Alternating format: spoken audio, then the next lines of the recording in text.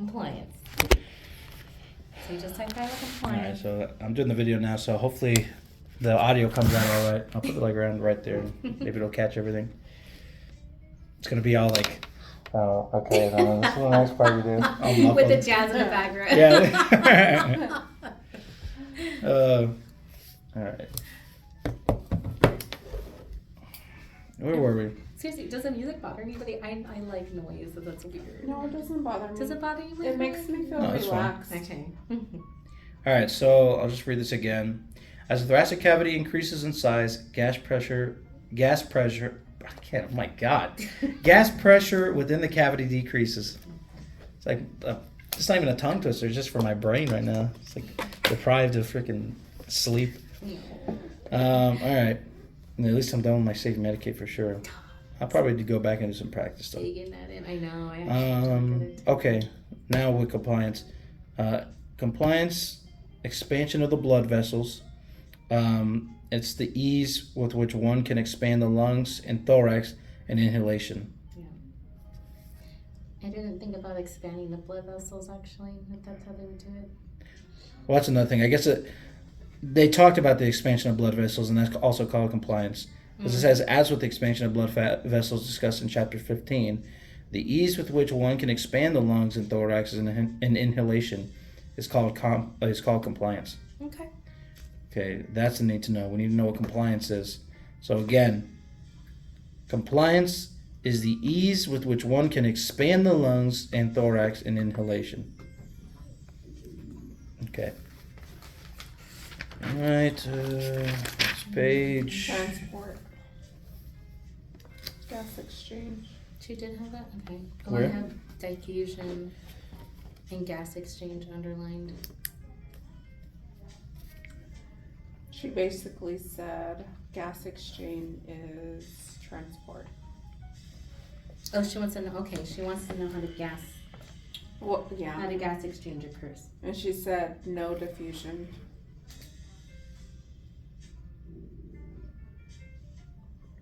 Yes.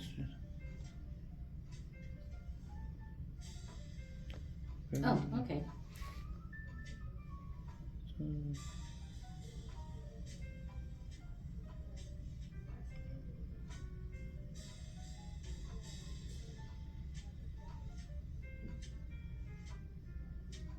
So what do you guys have here?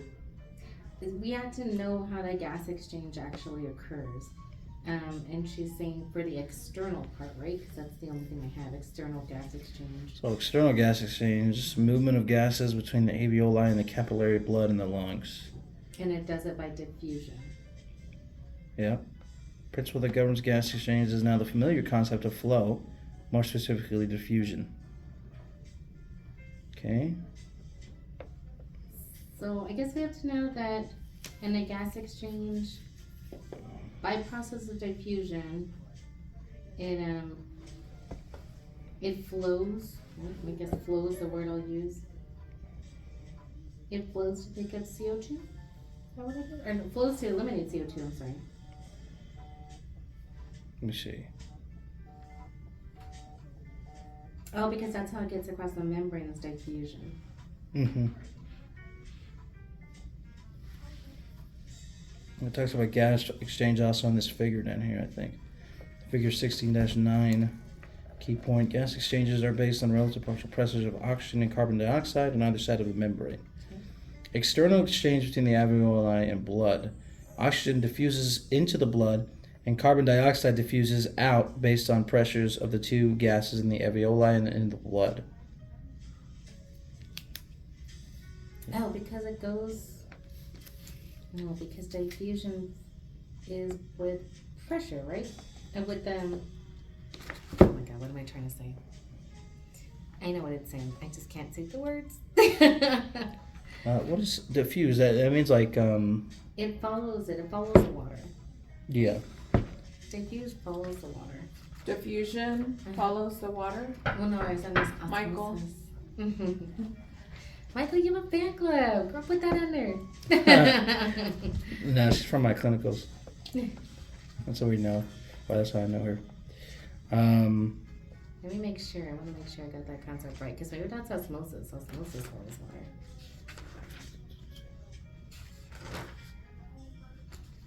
Pressure diffusion is like when what's the term for it? It just like disperses. Like I thought it was like a diffuser almost. Yeah, it like disperses. It's like dissolve.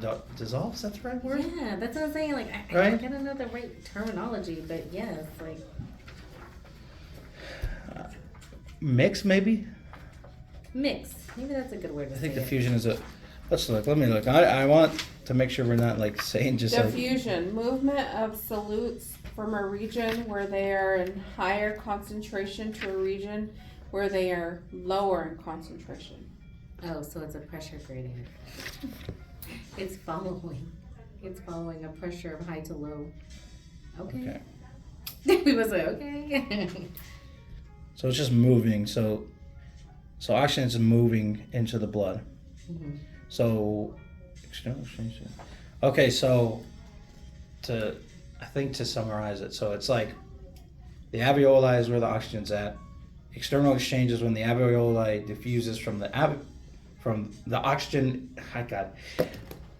External exchange. My God. External exchange is when O2 diffuses from the alveoli into the blood, Got it. and when carbon dioxide diffuses out based on pressures of the two gases in the alveoli and the blood. Okay. And it's done to the diffusion. That makes sense. Okay. So when external air goes inside and then it's basically going back out. So he said it good. So you have to think of it like barriers, because remember we're looking at the anatomy on here. Mm-hmm. So they're saying this is the alveolar membrane right down here, and it's diffusing. Mm-hmm. I have Michael. How'd you say it again? What's that? Using pictures. How did you say it again? So oxygen goes out the diffusion into the bloodstream. Oh And yeah, then- so it moves. So oxygen is in the alveoli. Okay. During external exchange, oxygen diffuses into the blood, so it moves from alveoli into the blood, and carbon dioxide moves out based on those two different pressures. So like a circle goes in and out, like on here through the membrane. Yeah, Okay, that's right. let's move on. I'm sure we'll get back to that on this worksheet, Mm-hmm. so I might break it down a little bit better. Oxygen transport. I started that. A very small amount, 1.5% of oxygen in the blood is carried in the solution in the plasma. Did you guys have that highlighted? Mm-hmm. No, I just had Yeah. diffuses into the capillary, into the lungs, binds to hemoglobin and red blood cells. Let's see. That was our biggest one she wanted to know. Mm-hmm. The 98.5%. She said oxygen transport and hemoglobin and no hemoglobin.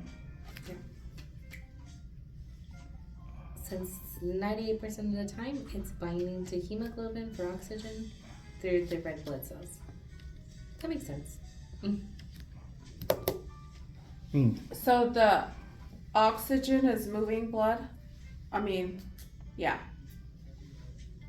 So the oxygen actually binds to the red blood cell, and then it gets moved through the red blood cell. It has to bind to it, has to join it together. Okay. So it takes a ride, catches a ride. So it's pushing it? It actually just like a trolley. It binds to it. Somebody just gets on the trolley, and then it goes for a ride. Oh, Think of it okay. like that. So it actually, think of it like a trolley. Like you have your hemoglobin, and oxygen says, "Let me get on," important, jumps on it, or she said binds to it, and then it takes a ride to the rest of the system. Okay, that helps me. And if at any time I'm wrong, Michael's gonna correct me. I can't remember. This may have been the day in class where I was like out of it, but like because I don't think I caught everything, but I caught some stuff. Mm-hmm. Okay.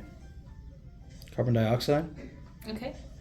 Carbon dioxide is important in regulating the blood's pH, or acid-base balance. As a bicarbonate, ion is formed from carbon dioxide in the plasma. A hydrogen ion is also produced. Therefore, the blood becomes more acidic as the amount of carbon dioxide in the blood increases. Right. Eliminating more carbon dioxide in the body produces shifts in the blood's pH more towards the alkaline basic range. Okay. And chapter 19 has more information on acid-base balance.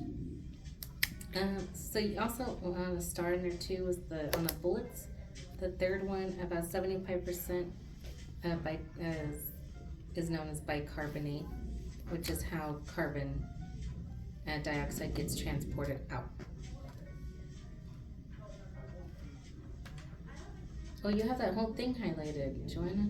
Oh, Do we have to know the whole thing? Yeah, she said to know the whole thing. This.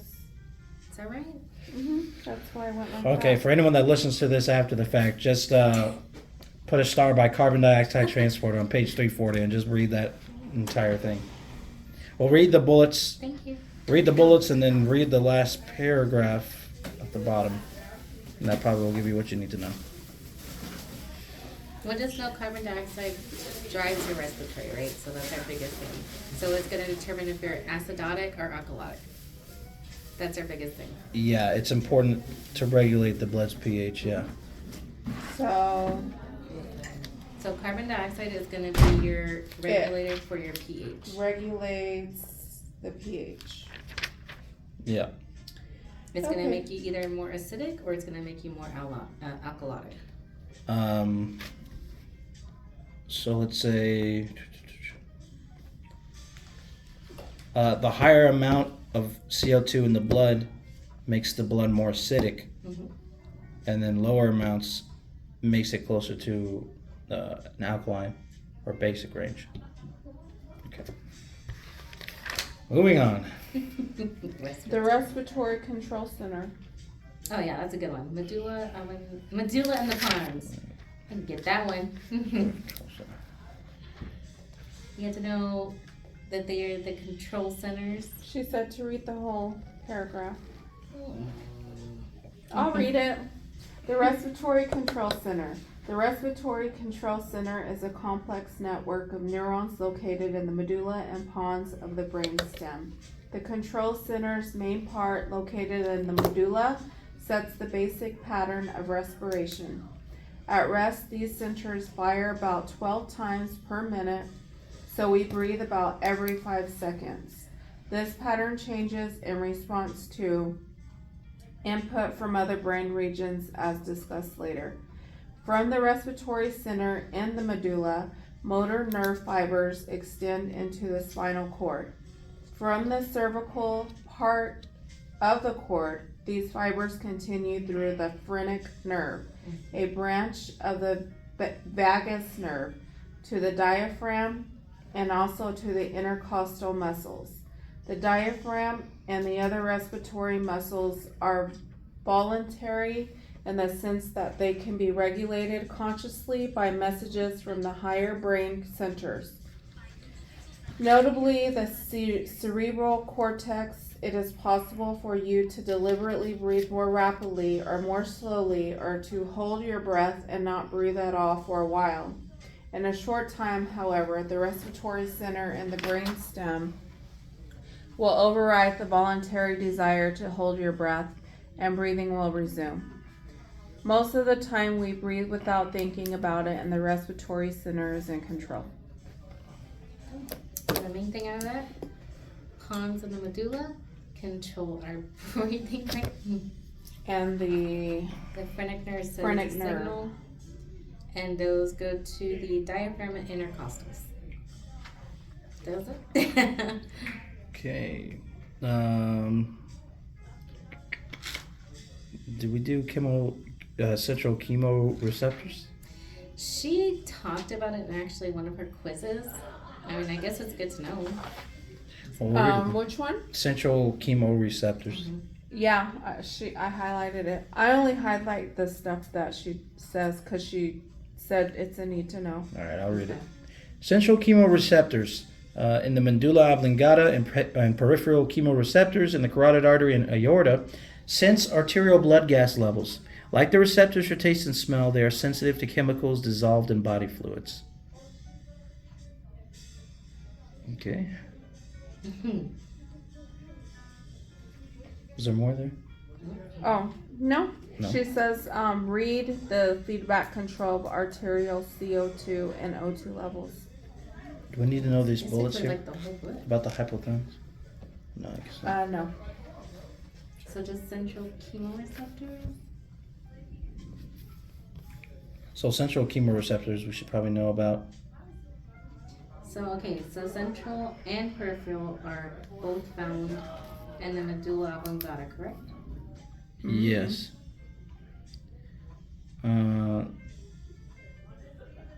Central chemoreceptors. Peripheral chemoreceptors in order. We probably need to know for sure that they sense arterial blood gas levels. Okay, that makes sense. All right. The brain barrier. Yeah, because it has CO2 under the picture, yeah. Okay. Regulation of ventilation. Mm-hmm. All right, so in figure 16-10, it talks about regulation of ventilation. Now I'm going to read it for key point. The medullary respiratory center sets the basic respiratory rhythm. It sends signals to the diaphragm and intercostal muscles through the vagus nerve. Input from the other brain regions, chemoreceptors and mechanoreceptors, are shown in yellow. The inputs modify the rate and depth of breathing. Again, that's figure 16-10, page 342. Okay. Did you highlight that figure right there? 16-11? I did not. No. Okay. But you had something else there. What is this? You had feedback control of arterial CO2 and O2 levels? Is that right? On the back on the other page? Mm-hmm. This page right there? Yeah. I had major influencer for respiration, which is CO2. It's basically what it put. Say that again? Major influence for respiration is CO2. What drives it? So CO2, like I said, will drive it to either be acidic or non-acidic, and actually to make increased ventilation or decreased ventilation. Because depending on how much CO2 we eliminate or take in is what they're What are looking the intercostal muscles? These ones were the intercostal. between the ribs. Anything Yeah, between the ribs. between the ribs. Yeah, the ones that we did the. The fifth intercostal Yeah. for Okay. the apical. Okay. That is correct. Okay. Breathing patterns. Breathing pattern. Breathing patterns. So, just to reiterate, because I think we've heard this before, I'm not sure if I'll need to know. Normal breathing rates vary from 12 to 20 breaths per minute for adults. Oh. I'll just say this because I think this is good information. In children, rates may vary from 20 to 40 breaths per minute, depending on age and size. In infants, the respiratory rate may be more than 40 breaths per minute. I think that's just an FYI. Yeah. But maybe the 12 to 20 is a need for know, Yes. or need to know. 12 to 20 breaths per minute for adults.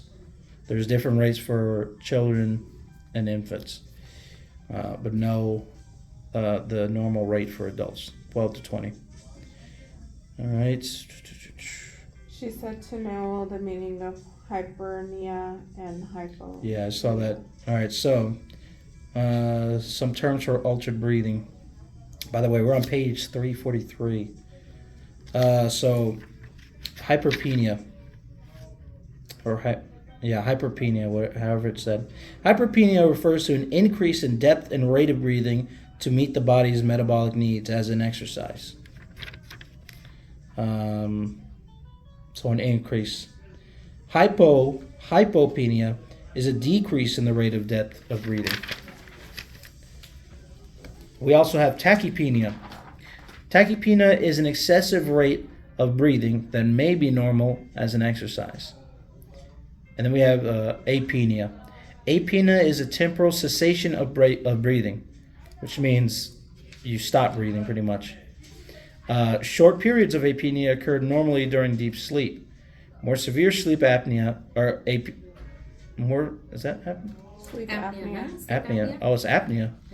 Sleep apnea. Apnea, I said. Apnea. You're fine. It sounded right. So apnea. More severe sleep apnea can result from the obstruction of the respiratory passageways, or less commonly by failure in the central respiratory center. Now I'm going to read apnea again just because I kind of broke it up a bit. Apnea is a temporary cessation of breathing. Short periods of apnea occur normally during deep sleep. More severe sleep apnea can result from obstruction of the respiratory passageways, or less commonly by failure in the central respiratory center. Abnormal ventilation. So we have hyperventilation, which is where the rate and depth of breathing increases above optimal levels. Okay. Keyword there is hyper, which means high. I think, yeah. Mm-hmm. So remember that hyper means high. Ventilation is talking about breathing. Hyperventilation shifts the equation to the left, removing acidic products from the blood and increasing its pH. This condition is referred to as alkalosis. Alkalosis. Or excess alkalinity of body fluids, and can result in dizziness and tingling sensations. Okay. We have hypoventilation. An amount of air that's insufficient to meet the body's metabolic needs enters the alveoli. Okay. That's all I have on that page. Do you guys have anything else? No, that's it. Just the hyperventilation. Just in You it already too. read it. Hypoventilation is the acid. hypoventilation is alkalosis. No. Hypo Oh. is acidosis. It's Yes. on the next Oh, page. yeah. I guess I didn't read that. Yeah. Let me read. Yeah. The next page. Hypoventilation increases the blood's carbon dioxide concentration, shifting the equation cited previously to the right, and decreasing the blood's pH. This condition is called acidosis, excess acidity of body fluids. And how to do that. Oh. So how can I remember that? So Hypo acid. Hypo acid. So this is how you do it. So you know when you're hyperventilating, they give you a bag to rebreathe because you have to slow down. So what you're doing is you're doing so you're blowing off all your CO2, and you need that because if you don't, you're making yourself alkalotic because you're breathing out all that CO2 that you need, and you're going. So that's why they give you a bag to slow it down and actually take big deep breaths in to get more. What does alkalotic mean? So the number gets higher on a pH scale. And so the normals are 7.35 and 7.45. So you're going to go higher. Is that pH scale that we did? Okay. So anything that's higher than 0.45 is going to be considered alkalotic, and anything that's lower than 7.35 is acidotic. So, but what does that mean? Like we're more... Because your respiratory drive is driven by your CO2. So if I have less CO2 or more CO2, it's going to determine if I'm alkalotic or acidotic. An easier one actually is to know hypoventilation. That's actually a more easier one to explain. Hypo? Because what's happening is it's like sleep apnea. I don't know if you've ever seen something like that where they just stop breathing for periods of time. So our normal breaths are 12 to 20, right? But if we have somebody that's impeding our breathing and we're breathing like 10 breaths a minute. So right now we're breathing maybe 8 to 10 breaths a minute just right now. Stop yourself before you get to 10 and then just stop. Okay, well you can breathe now. But you're doing it all the time. So what you're doing is you're not blowing off CO2 and it's staying in here. And now I'm building all that CO2 up and it's making me more acidotic. Because I have so much CO2, I'm not blowing any out. I'm keeping it all in here. And so when you have a lot of CO2, you're more acidy. Okay, that helps me. Okay. That's why I said it's more easier to explain hypoventilation sometimes than hyper. Okay. So if you know the difference in hypo, then you would know the hyper will be the opposite. Okay. I don't know if that was an easy thing. I don't know if Michael has something that's a little easier. No, that helps better. Hypo or keeping the CO2 in. Mm-hmm. You keep it all in, and you're not acidy. Mm-hmm. So, Okay, so with alkaline water, what are, I mean, and it's different because that's doing the pH in like a liquid form, and not necessarily like your CO2 and all that. That's just more like it's more like like an electrolyte balance. Isn't it? I think so, something like that. Yeah, like not so much like an acidic and all that. oh, okay. Because they don't have CO2 in it. Yeah. Like something naturally breathing. All right, I think that's the end of the chapter. So now we're gonna move on to the worksheet. All right, so we're looking at the chapter 16 review or Yeah. guide or whatever it's Yeah, called. review. Okay. So, 1, describe the phases of respiration. Pulmonary ventilation, external gas exchange, gas transport in the blood, internal gas exchange. Which makes sense. Pulmonary ventilation is just a fancy word for breathing in and out. Yep. External gas exchange, we have to, so it does the carbon dioxide blows out, that's external. Gas transport, so we can transport oxygen into the body. And then internal gas exchange is so we can internally do oxygen, right? Internally do oxygen transport and CO2. Or is that wrong? See, internal. Mm-hmm. Internal gas exchange says O2 diffuses from blood I know that. to. What did I write here? I want to say blood to something. Blood to hemoglobin? Well, hemoglobin is just blood, right? Mm-hmm. Yeah. Internal gas, I think it might be to the body or something like It that. says occurs in tissues as oxygen diffuses from the blood to the cells, whereas carbon dioxide travels from the cells into the blood. Okay. So tissue just diffuses oxygen. It's an internal thing. It doesn't travel like a trolley. Anyway, you still have to know there's 4. Let me put it that way. Internal, external, fancy word for pulmonary breathing in and out, and then gas transport. Fair enough? Yeah. Yep.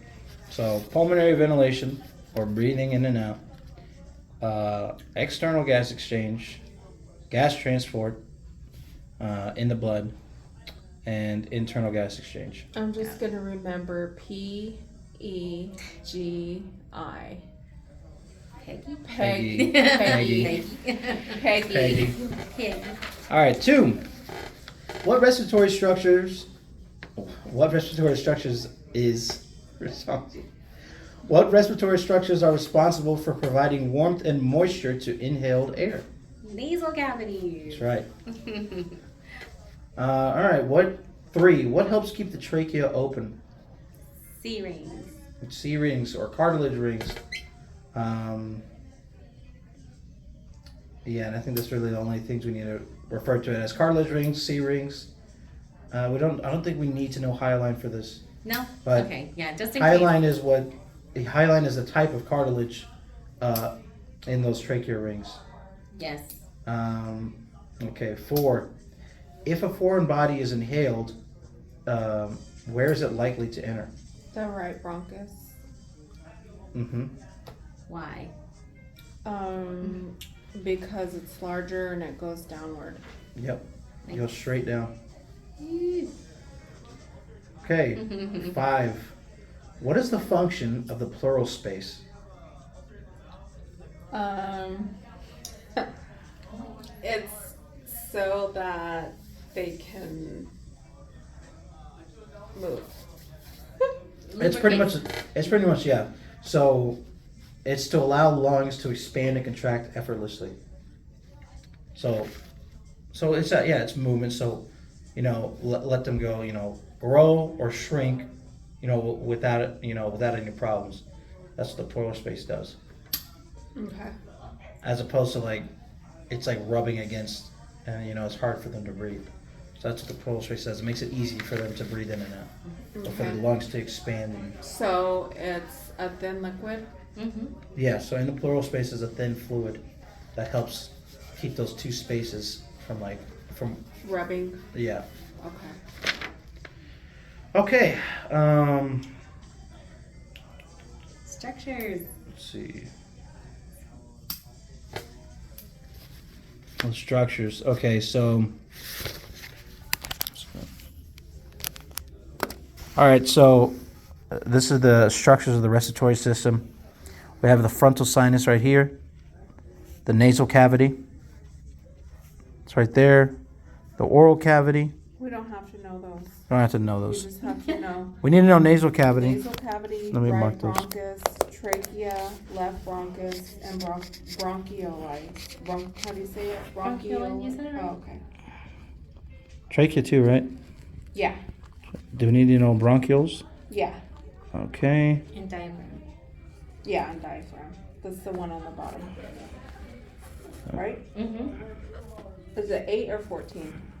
14. 14. That's all.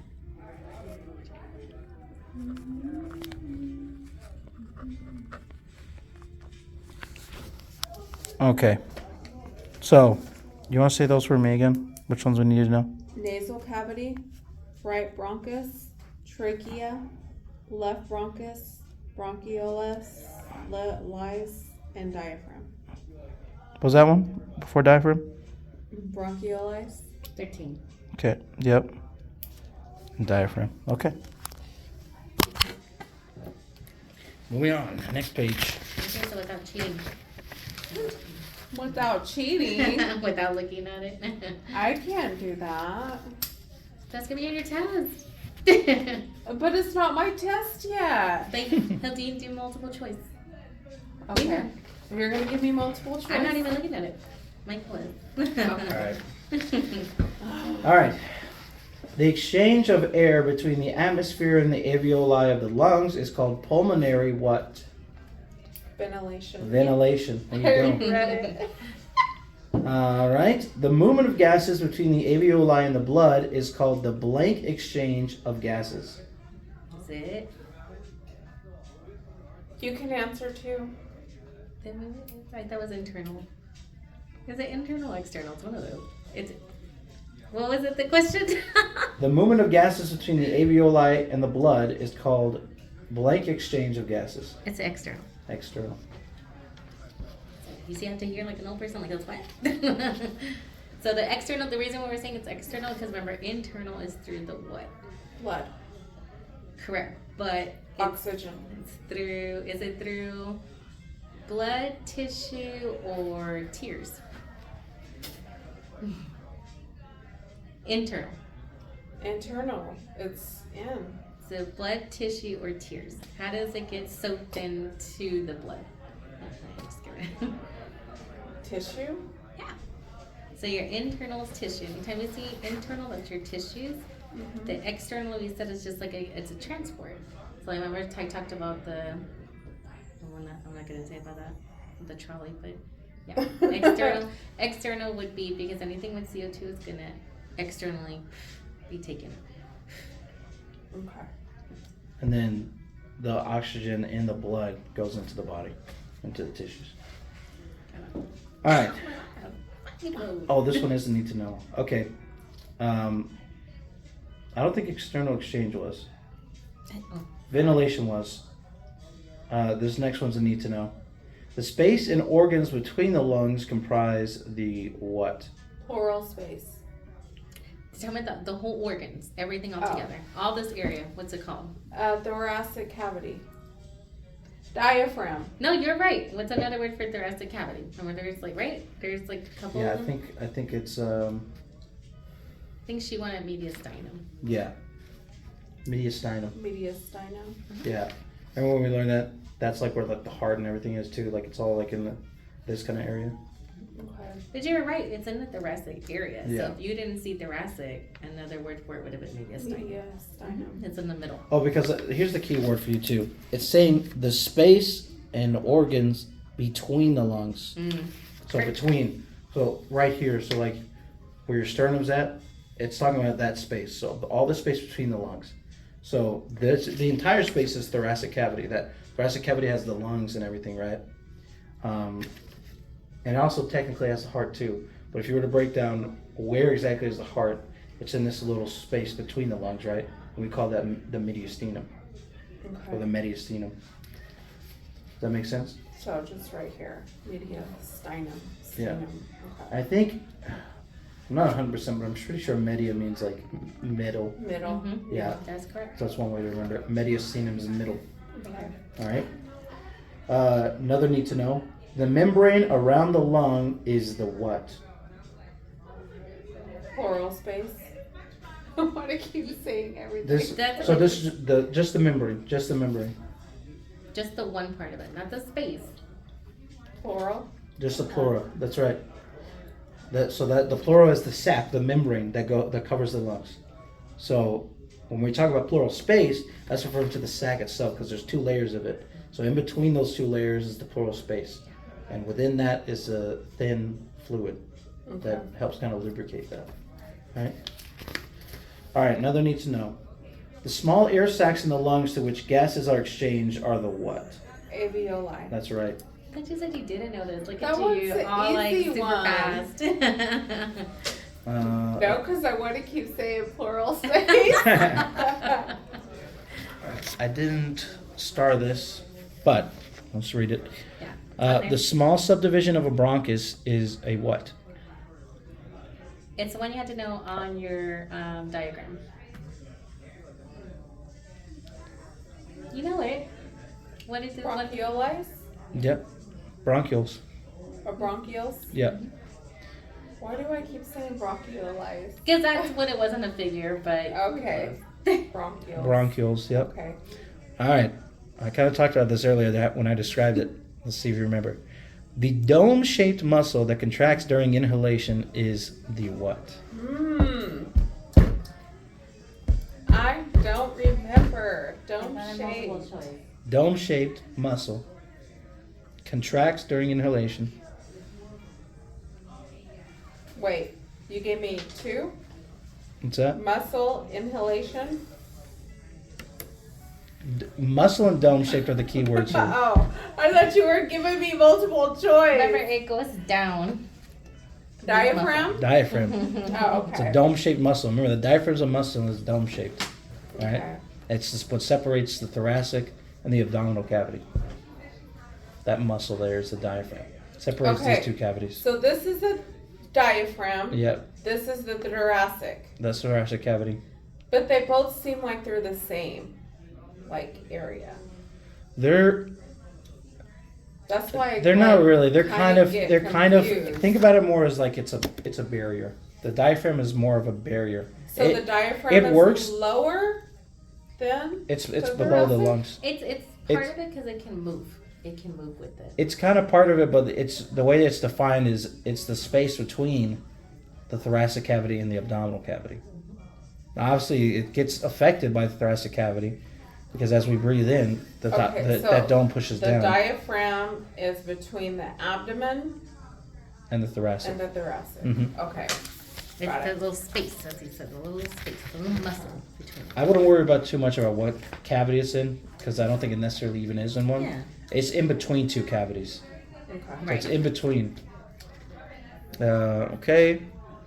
As the thoracic cavity increases in size during inhalation, gas pressure within the thorax does what? And we expand it. So we're making room because we're adding in all that volume. So then what happens to everything else? What's the question? As thoracic cavity increases in size during inhalation, so as the lungs expand, right? As the lungs expand, gas pressure within the thorax does what? Does it increase or decrease? Increases. Decreases. It decreases. So I think when it's talking about gas pressure, that's like the gas around. I'm pretty sure, right? Mm-hmm. So the gas around the lungs. So think about it like this. If you're inhaling, air's coming into your lungs are expanding, that gas pressure is on the outside, right? If the lungs are expanding, it's taking up more space. So that gas it can't stay the same. So it's going to decrease because the space that it was in Okay. is going away so because the lungs air are expanding. So then, okay. Lungs expand, so gas pressure Lungs expand. is going to go down because it doesn't have room, Okay. right? It doesn't have room to be around the lungs because lungs are expanding. They're taking up the space. The gas. It loses space. So Okay. as the thoracic cavity increases, the gas pressure is going to go down. Okay. Because if the space is if the space is being taken up, then that gas pressure it can't increase because it's got nowhere to go. I'm It's gonna going to go have down. to read these questions really good. Mm-hmm. Yeah. But I don't think that one's need to know. This gas pressure thing, but still know it. Mm-hmm. The ease with which one can it, because I could have maybe it wasn't, I just didn't note it. But I'll look in a minute. okay, the ease with which one can expand the lungs and the thorax in inhalation is called what? Keyword here is expand.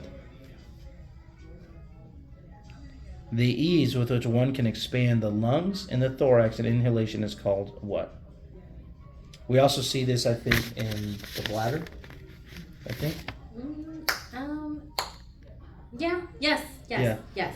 Yeah. Because it can. So when the bladder is like about the size of a fist, right? But bladder could fill up to, I think, what was it, 200 cc's of fluid or 200 milliliters. So it kind of stretches out, right? But obviously, once you finally let that fluid out, the bladder will return back to its normal size. It's a different term, I think. But the act of it being able to expand is called what? It's just elasticity in that one. It's called compliance. Oh, okay. Compliance. We just read that. Mm-hmm. You know this stuff. You're just like, oh. So the ease with which it can expand is compliance. I didn't know that was compliance. I thought compliance was when your body system is working right or something like that. That's my definition. I didn't know. So now I'm thinking compliance means stretch, basically. So compliance, you can also think about like if somebody tells you it's non-compliant because in a disease process, that means it's not working like it should. Yeah, that's what I was thinking. So So- I would never compare that or think that was stretch. But in that definition for the lungs is actually that way because when the lungs are non-compliant, he's correct in like a disease process because then it starts going to why your lungs They're not are able to expand, so you're not able to why get as they're not much able to air expand. in because there's nowhere for the air to go because the lungs can't expand. So it's like your ventilation decreases or your how much you bring in like decreases because your lungs can't expand. So you can't fill up that space with air because it's not going anywhere, right? So compliance is your lungs being able to comply with your breathing, right? And let all that air in. So it allows your lungs to expand. But he's right in showing that it is the expansion in this case because when you start going to disease process with the lungs, you're looking at what's not letting it expand. And that's why he says it's expansion. Yeah. But I'm saying it because that's what the question says. So it's the ease with which one can expand the lungs. All right, moving on. This next one is for sure need to know. Respiratory gases move across membranes from higher concentration to lower concentration. This simple physical process is called what? Higher to lower. You got osmosis, diffusion, filtration. Diffusion. Diffusion, that's right. So like if there's a high concentration of, like blood or whatever, or oxygen in the blood, high concentration of oxygen in the blood, and there's a lower concentration in the tissues, it's going to move from the blood into the tissues. Okay. Because it's that pressure gradient, so like so much pressure here that it needs to go somewhere, so it's going to go Move into somewhere that has lower pressure, right? Okay. 18. The gas that moves from the alveoli into the blood in the external exchange is what? So the gas that moves from the alveoli, so those air sacs, into the blood in the external exchange is what? Can you give me a hint? Your hint is air sacs. So What is moving from the air sacs into the blood? Alveoli? The alveoli is the air sacs. Okay. So what's moving from the air sacs into the blood? What gas? From the air sacs into the blood. And this is during external exchange. So it's a gas. That's your. It's a gas. Gas. What gas is moving from the air sacs into the blood? CO2? Air sacs. I thought the air sacs was the I mean, CO2 is kind of air too, but I mean, like, It is. what's held in the Technically part alveoli? You breathe in, Oxygen? it's oxygen. You breathe in, oxygen goes to the alveoli, Yeah. fills them up, and then the alveoli transports that oxygen into the blood. Right? Okay. And then it combines. Well, sorry. So when we're talking about the gas moving from the alveoli into the blood, it's O2. I didn't put as a need to know, but it seems like it probably is. The next one I did put as a need to know. The gas that moves from tissues into the blood in internal exchange is what? It's the other gas. If it's not oxygen, it's CO2? CO2. What's the difference? What were you saying? What was the question? The gas that moves from the tissues into the blood in internal exchange is what? Okay, so when it moves to the blood, it's CO2. Yeah, from the tissues into the blood. Tissues to the blood. The key thing is like where it's coming from. So if it's coming from the tissues into the blood, it's CO2. And the reason being is because during the what's the word? Hold on. transfer. Sorry, I lost my thought. So during external exchange, that's when, the blood is trying to get oxygen out to the rest of the body.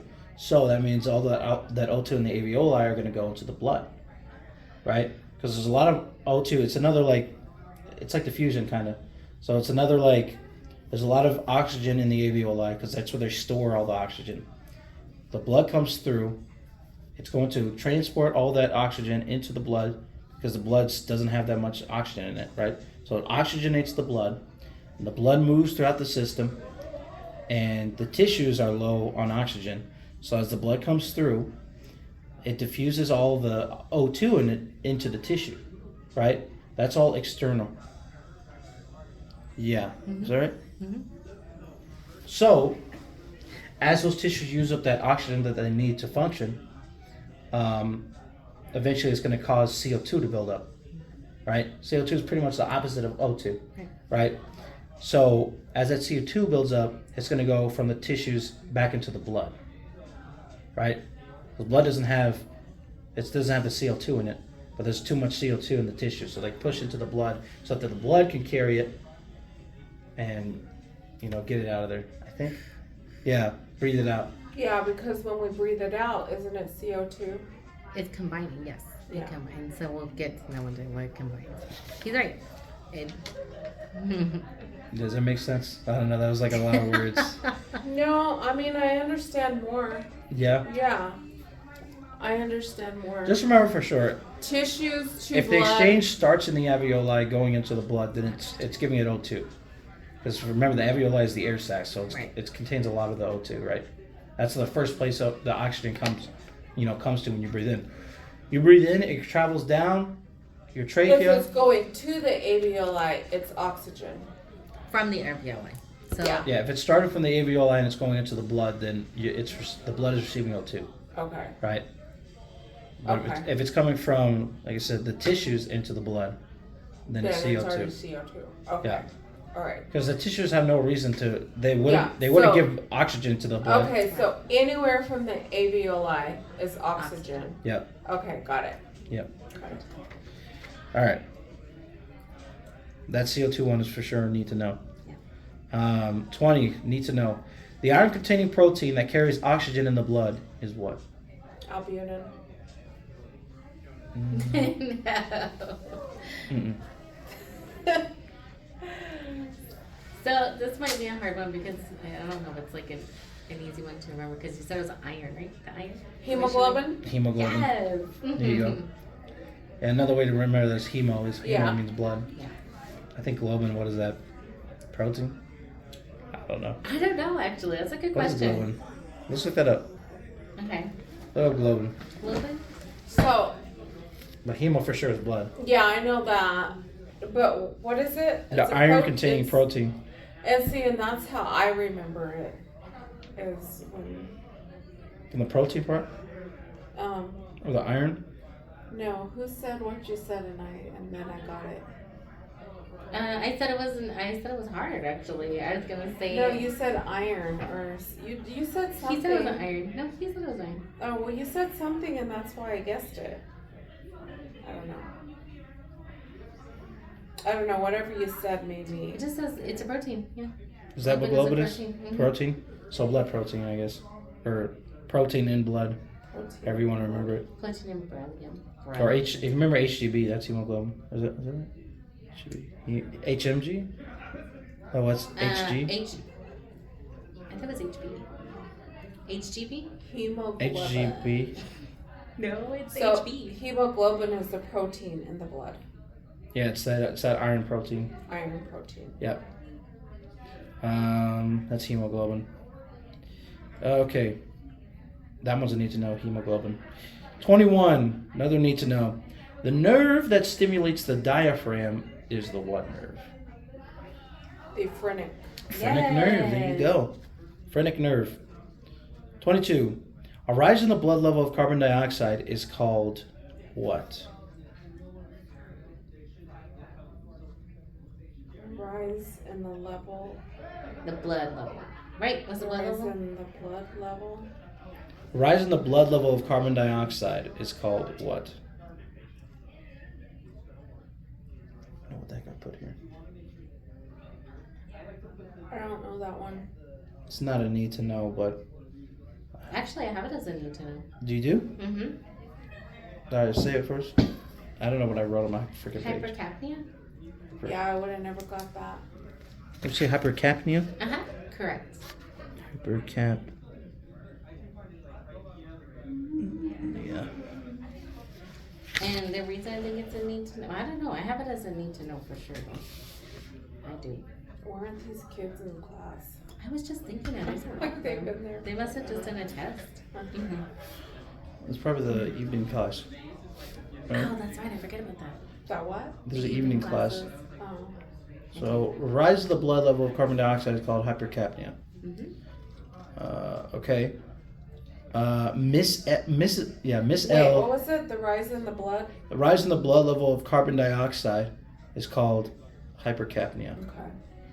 All right. Miss L is breathing rapidly during a road race. This altered breathing pattern is called what?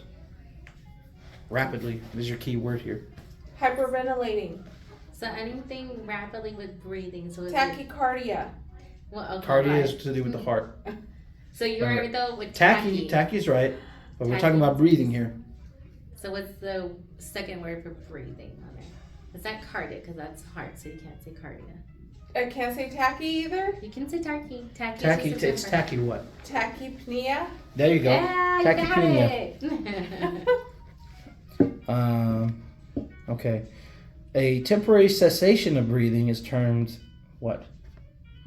A temporary cessation of breathing, or when somebody stops breathing. Apnea. Apnea. There you go.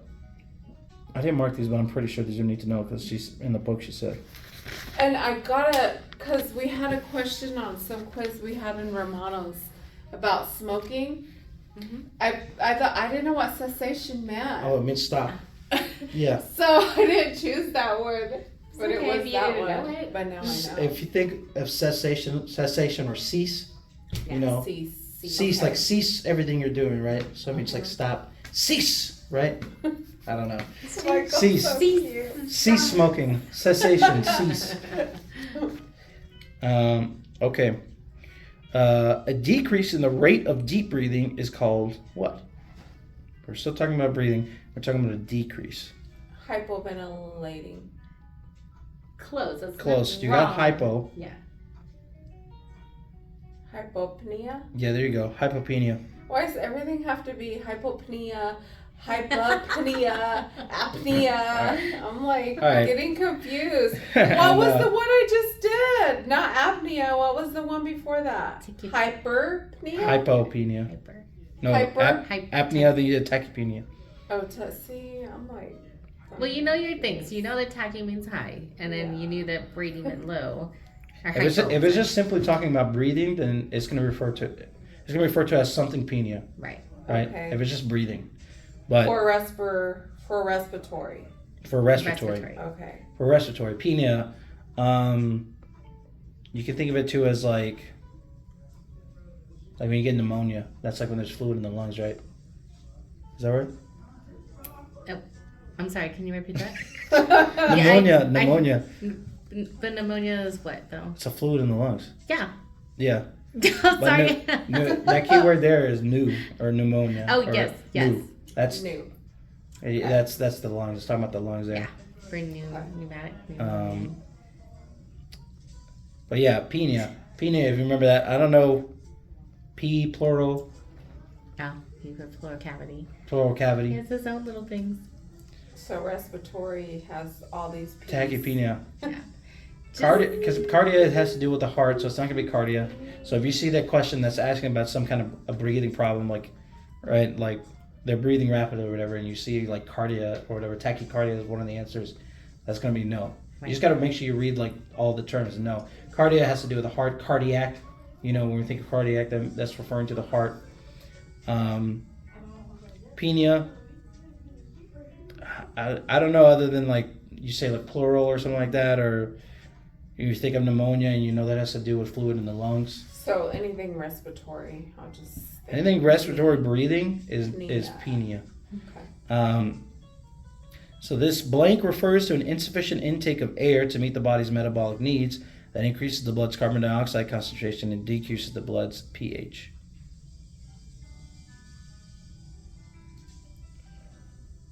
The breathing pattern.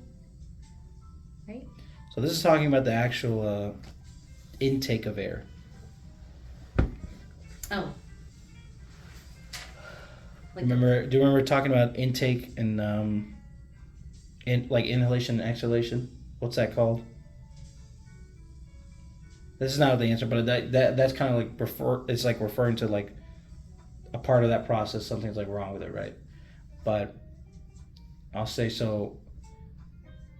Inhalation and exhalation deals with pulmonary ventilation, right? So this says it was referring to an insufficient intake of air. So we're not breathing enough in, right? There's not enough air coming in to meet the body's requirements, right?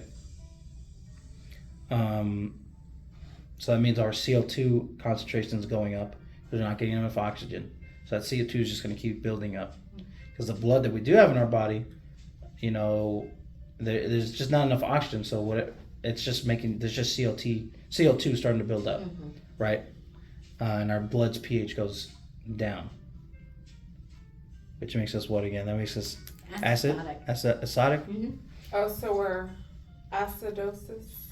But you're holding all that now. You're not breathing it out. So he's asking. But this is referring to the actual insufficient intake of air. All this other stuff is just saying what's happening with the body because of that. But what it's asking right now is what is an insufficient intake of air? And remember, intake has to do with inhalation, and inhalation is a part of pulmonary ventilation. So remember ventilation. So we need something to do with ventilation. What's insufficient intake of air for ventilation? You said it earlier. Diffusion? No. I said it earlier? So, You said it just earlier, I think. Yeah. So, and I get what he's saying. So he's trying to say what that whole definition. Okay, so what is it called? What's the word for that called? Ventilation? Okay, ventilation, ventilation, right? Ventilation, but here's the key word here: an insufficient intake of air. So insufficient means not enough, or a low amount of air is coming in. What's A another? low amount. Hypopnea? Hypopnea has to do with actual breathing. We're talking about the intake of air. Half of that word is right that you just said. And you got another half of that word. You just got to put them together now. Remember, intake of air is inhalation, and that's part of ventilation, right? But it's a low intake. So what's low? Hypo. And inhalation has to do with ventilation, so it's Hypoventilation. hypoventilation. Oh my God. Hypoventilation. Yeah, that's it. Jeez. But you got it. That's exactly what it is. And you have to, and he's right, because you have to know from the words that they're giving you. Because you can't just say, oh, hypoventilation, got If it's talking about breathing, then it's just referring to apnea, which is the process of breathing, or whatever. I think, if I remember right, eupnea is normal breathing. Mm-hmm. EUPNEA is normal breathing. So if it's just breathing, right? We're just talking about breathing. They're just asking about breathing. They're breathing rapidly, right? Or they've stopped breathing, or cessation of breathing, right? Or temporary cessation of breathing. They're talking about apnea, which is about breathing, right? Has to do with actual breathing. But, there's another way to think of it too. Because I don't know. Because breathing is in and out, right? So respirations. But when it's just talking about one, I think, singular thing, right here it's talking about intake. That's only one part of the breathing process. So it's not really breathing. It's part of the ventilation process, right? I don't know. That makes it more. Maybe that makes it more difficult. But but okay, so he is right. I'm gonna break it down a little bit on what he said. When you're saying insufficient, because you have to use those keywords, you have to know insufficient or not enough means low. You're not able to get anything low. And he's also right because it's talking about the ventilation part. So if you have the low part, which was the hypo, and you got the ventilation because it has to do with the breathing, then you would have put them together in there. Michael has a very complex. He has a very beautiful. Sometimes mind. it's hard for me to describe it. Michael is so smart. But when you break it down like that, you break it down in certain words, right? So that you know that it's talking about an insufficient cause of ventilation, because they gave you the reasons why it was insufficient. Mm-hmm. They didn't give you the word; they just said why it was insufficient, because you were not, I don't know, but you weren't taking in enough, so you weren't able to blow it off. I think that's how they stated it, and I don't know how they stated it. But anyways, but he was right. He was just breaking it down, the wording of it, so that you could find the right word for it, if that makes any sense. Okay. Yeah. All right. 27. A tracing of lung volumes is called a what? It's a weird one.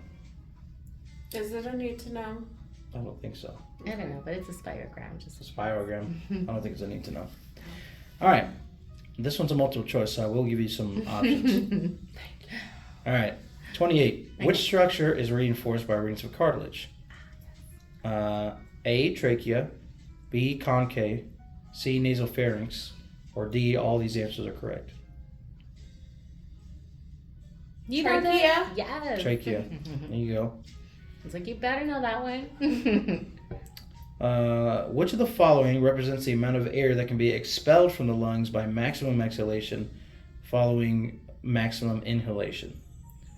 Is it A, vital capacity, B, total lung capacity, C, residual volume, or D, expiratory reserve volume? Vital? Yeah. Yeah. That's it? Yeah. Vital capacity. All right, 30. How is most carbon dioxide transported in the blood? A, it's dissolved in plasma. B, it's bound to hemoglobin. C, it's bound to albumin. Or D, in the form of bicarbonate ions. I'm sorry, the question was what again? How is most carbon dioxide transported in the blood? A, dissolved in plasma. B, bound to hemoglobin. B. No. Remember, hemoglobin is a protein. Yeah, it's like a protein. So it goes to the blood, plasma. Mm-mm. No? So, remember, it catches a ride. Catches a ride on the trolley. Catches a ride on the trolley. Who does it catch a ride on the trolley with? To make it joins with it together. CO2. Mm-hmm. And what was the question again? How is most carbon dioxide transported in the blood? This is a weird one. I'll just say what it is, because this one's a weird one. I don't think it's a need to know. Or at least I don't think. It's D, in the form of bicarbonate ions. Oh yeah, because that's the. You are right. There's several ways it's transported, but the most is what she's asking for. Yeah. Yeah. So you are correct. It's not incorrect. I'm sorry. You were correct, but there's like a percentage. It's like 10% and like 13%, and then this whole big one of like 90-something%. Which is bicarbonate. Bicarbonate ions. Okay. Yeah. Yep. Yes. I'm sorry. Yes. So you're not incorrect. And my apologies on that. It's just she wants us to know what's the mode, like the best one. The most. The most. Okay. All right. 31. The peripheral chemoreceptors that regulate breathing are located in the where? Brain somewhere. What is it called? They're in the brain. 2 parts. I'll give you one. One part is the pons. And the stem, because that's a stem. But what is that stem attached to? Oh, we just read it. You couldn't just give me the answer. Remember this too. The peripheral chemoreceptors. Oh, I got it wrong. Didn't you just say that? Oh, snaps. Yeah, the peripheral is the key word here. Sorry, the outs. Because there's like the outsides of the chemoreceptors. Ed. Peripheral. Is that a need to know? I don't know. It's the I don't aorta know. and something. I don't think it is. But remember, the chemoreceptors are in here. So if that's that's the brain and everything. So the peripherals are around in this area. What are they? Peripheral nerves? Let me read it. Peripheral chemoreceptors that regulate breathing are located in the where? So these regulate the breathing? The peripheral? Not that they regulate it, and they're just like they're receptors to it. Oh, receptors. No, they do. They regulate breathing, it says. Oh man, I don't know it. Peripheral chemoreceptors that regulate breathing. Oh, let me give you the options. Did I give you the options? No. Oh, okay, I totally forgot. All right. A, brachiocephalic vein and superior vena cava. No. B, carotid artery and aorta. C, cerebellum and pons. Or D, coronary sinus and alveoli. The carotid and the aorta. Is that what you think too? Whatever she said. That's right. Carotid and aorta. They're in the top. Because those are peripherals. Hey, didn't she say no the carotid? I thought she did. I think that's gonna be those are gonna be your subclavian, Oh. which is forehead, and you do our have to veins, go carotid for yeah. the top of the head for something. I already forgot though. Yeah. All right. Central respiratory centers are located in the where? CNS. What?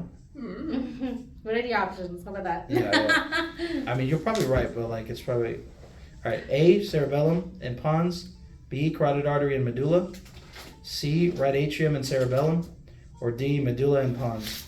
Medulla and pons. Medulla and pons. That's right. It just sounded good. Well, you're Medulla. not wrong. You're not It wrong. Alright. makes me think of Medusa. 33. I think this for sure is a need to know. 33. Which of the following substances is the major regulator of respiration? Ah, yes. You better know this. We've talked about it and we blow it out. I'll give you your options. CO2? CO2 is right. CO2 is right. Remember, that drives our pH. CO2 drives our pH. If I don't have enough of it, I have too much of it. Yep. 34. Most of the body's oxygen is transported in the blood by which of the following? Is it A, plasma, B, hemoglobin, C, as a bicarbonate, or C, surfactant? Oxygen binds to something. Wait, did I just give the answer? So I'm going to read it again. Most of the body's oxygen is transported in the blood by which of the following? Bicarbonate. Remember, we talked about bicarbonate. The main way CO2 travels is because of bicarbonate ions, right? So it's not. So if we know what a bicarbonate is and what mainly is associated with it, like CO2, then we'll know. Oh, that's not it. So it's not bicarbonate. So what's your other gas? But if I forgot. So- That's what I'm saying. You gotta know. You have to remember. You have to remember for sure, if you know that CO2, the main transportation that it uses is that right, transportation? Hold on.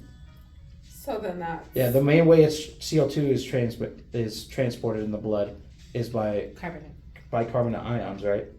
If you see something like that as one of your answers, and it's asking about most of the body's oxygen is transported in the blood So you by gotta which do of the following. process of elimination. Yeah, so if you know what bicarbonates, are more Or associated with CO2, then you know it's not that, right? And you got to read the question. Most of the body's oxygen, so it's talking about O2 here. Most of the body's O2 is transported in the blood by which of the following? So we have plasma, we have hemoglobin, bicarbonate, and surfactant.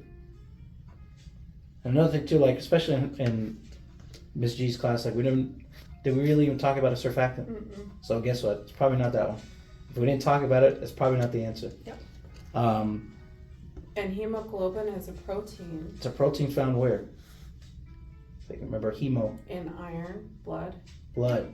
And oxygen is transported through it. Blood. Yep. So it's hemoglobin. Hemoglobin. That protein is what helps transfer that oxygen in the blood. Dude, you did it. Like, you just had to think about it. But you got it. Mhm. I don't know what would be like a good analogy for this. So, oxygen's a passenger, blood is the train, Mhm. and hemoglobin is the conductor. Make sense? Oxygen is what? Oxygen is the passenger, Passenger. the blood is the actual train, Train. the way it moves, and what helps it move is the conductor, which is the hemoglobin. Okay. Hemoglobin's in charge of that train, in charge of that blood vessel, right? 'Cause that's what pushes it. It's protein. Yeah. Right. The hemoglobin is the one that helps transport that blood. Because without That's a the good without the analogy. hemoglobin, right? Without the hemoglobin, that blood isn't going anywhere. Hemoglobin is what's moving the blood, so it's helping transport that oxygen. Oxygen is just a passenger that goes into the blood and rides in there. Hemoglobin is the one that's actually transporting it. Oxygen won't do anything unless, like you said, unless it gets driven out. Something has to drive it and circulate it through all of here. Yeah, And I it's think like- that was a it's good That's good a really good analogy. analogy. I like That's that. good. I'm gonna remember that. All right. Toot toot. We'll see you do that at a time. Okay, that is the chapter 16 review. So Oxygen, Passenger. passenger. Here's your thing. This is No, your no, no. brain. Oh, wait. This is your oxygen, right? And then of course, well, I guess I don't know. We'll say that it's your. That's the hemoglobin. It's attaching. Well, I'm sorry. That's your hemoglobin, and then your oxygen attaches to it, right? He's saying you're on this little train. I don't know how to draw a train then. Well, just yay, this is your train. It's the same thing. He's saying oxygen is getting on like this. Hey, but the guy that's driving it is your Hemoglobin. Hemoglobin. Yeah. Okay. It's like this. Hey guys. Female driver. Oh my You guys gosh. do remember. let me try drawing a train. I don't know how to draw a train. I don't think I know how either. Let me see. Oh my gosh. Let me see. I was like, there's my train. Let me get some other colors in here too. Hemo. And this oxygen. No. Train oxygen is your passenger. Oxygen. Your conductor though. Passenger. Because he has to get on and bind with hemoglobin. Hemoglobin is the one that's driving it. Wait, the train is oxygen. The train is. Oh my gosh, what is it again, Michael? You did it better. It's like What's driving it? My oxygen is my passenger actually, because it has to bind with it, and then they have to go through it. It has to go together. It has to be a little buddy with it. It's like a 18-wheeler. Oh, there you go. and then Draw the caboose. get those wheels in here. Yeah, it's a way better train than mine. And then Good job, Michael. so we have Hemoglobin? Hemoglobin. HGB. What is it? HGB? HB. I thought it was just HEB? HB. What's I that? think it's just HB. I think it's just HB. Hemo. I think it's HGB, isn't it? HG, okay. Look it up. Look it up. So we. HEB. I think it's HGB like this. HGB. I think, right? Hemoglobin. I'm just gonna look it up. HB. Oh yeah, I almost forgot. Shoot. Oh, maybe you are right. HGB. HGB, right? Oh wait, I wanted to do a different color here, so it's not all like. Yep, stands for hemoglobin. Yep. HGB. Okay. HGB. So HGB. Got me. Got him. Yeah. HGB and O2.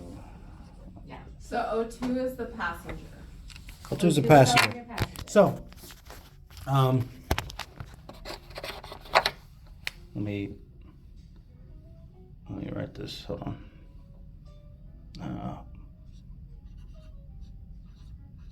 And the train is. Your train is just like your vessels. That's what he's saying. You have a transport system, just like your main. Yeah, the train is the vessel. Okay. So think of the train as the blood shape, right? Then the HCB is the guy driving the vessel. Mhm. And then all of these O2s are the passenger, right? We'll get that on here too. And my diary. Don't forget. Yeah, I'll get your train in here too. So let me point this out for the video. So like I said, the entire train is the blood vessel, right? So that's what's transporting everything. The HCB, this guy's our conductor, so he's the one transporting everything along. And then we have the O2, all the various O2 that fills up this vessel. That's the passenger, right? O2 is the passenger to the train, as the HCB is the one that moves it along and transports everybody in the entirety of the blood. All right? And there's Randy's train right there. I worked hard on that. She worked hard. She worked hard. She drew stick people. I drew stick people and a smokestack. Oh my so. And a smokestack. All right. I like drawing. That's so cute. All right. So that's chapter 16. So God. we can check that off. The heart. I think it's gonna be more of the heart and this, but that's just my thing. Thank you guys. All right, chapter 16. Chapter 13. 13. I think so. What's 13? We're about to find out. 13 is You guys were killing me. medieval. Remember, because this is like the whole review now. It's gonna be so many things on this list. 13.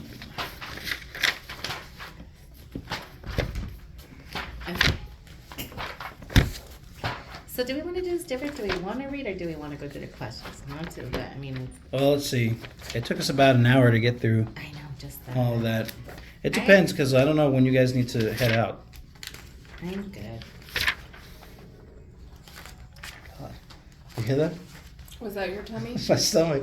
Are you hungry? I don't think I was, but I guess it just was like so loud. And I'm fine. Trust me, I'm fine.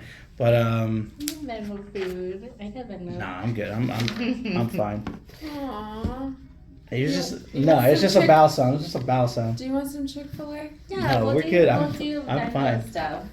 Here. I don't need to eat right now. If you guys are hungry, get some food. But I I'm have to fine. eat before 7. I don't eat before 7. I don't eat after 7. I'm like a gremlin.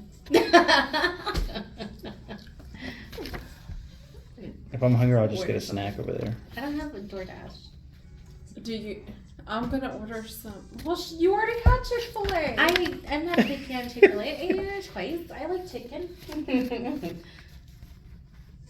my gosh, where's my purse, guys? To believe that I'm playing. I hope you brought your purse. Did I It's leave right it in the there closet? behind you.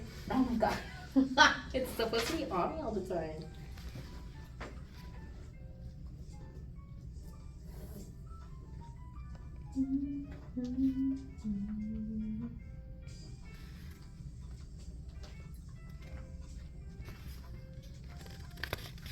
Okay, here's my card. You can take that. Since you have DoorDash. But I think it's, no, I don't have DoorDash. I have, what's it called? So I got Uber Eats. Yeah, I got Uber Eats. Do you have to use your only your card? No, I'm okay. I got I'll it. give you cash. No, Not the cash. no. Yeah. I have more cash. I have lots of cash. I No, have lots of cash. no. Because you have to like tip and everything. Uber. I got cash in here. Bluebird. Uber. Oh. What do you want to eat, Michael? I'm fine. I'm telling you, I'm fine. No. We're gonna do it either way.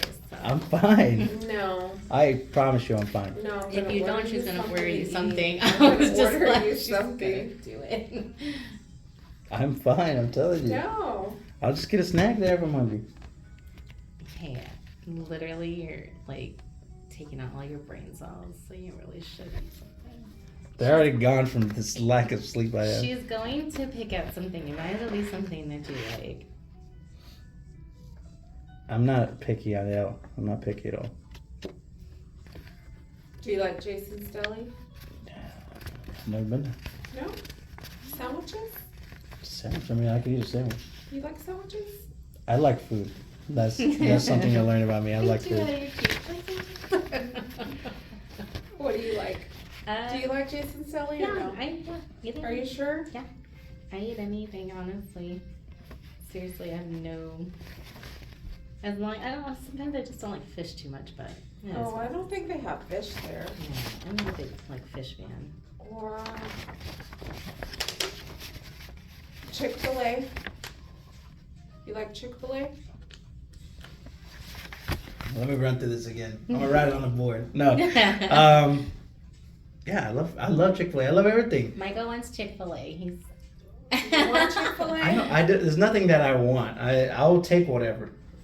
Michael will eat Chick-fil-A. But there's Panda Express, Luby's. Not Panda Express for sure. I don't want no indigestion. I like Panda, but like not for studying hours. He likes Panda, but Panda doesn't like him. Yeah, Don't pretty put much. that in the. Okay, let's get Chick-fil-A. Okay.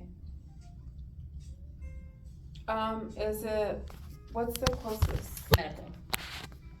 Babcock Road? No, medical and. Let me see. You should know. You literally went there today, did you? I know I did. No. It's just on medical though. It's just on medical drive. How does everybody know I eat Chick-fil-A?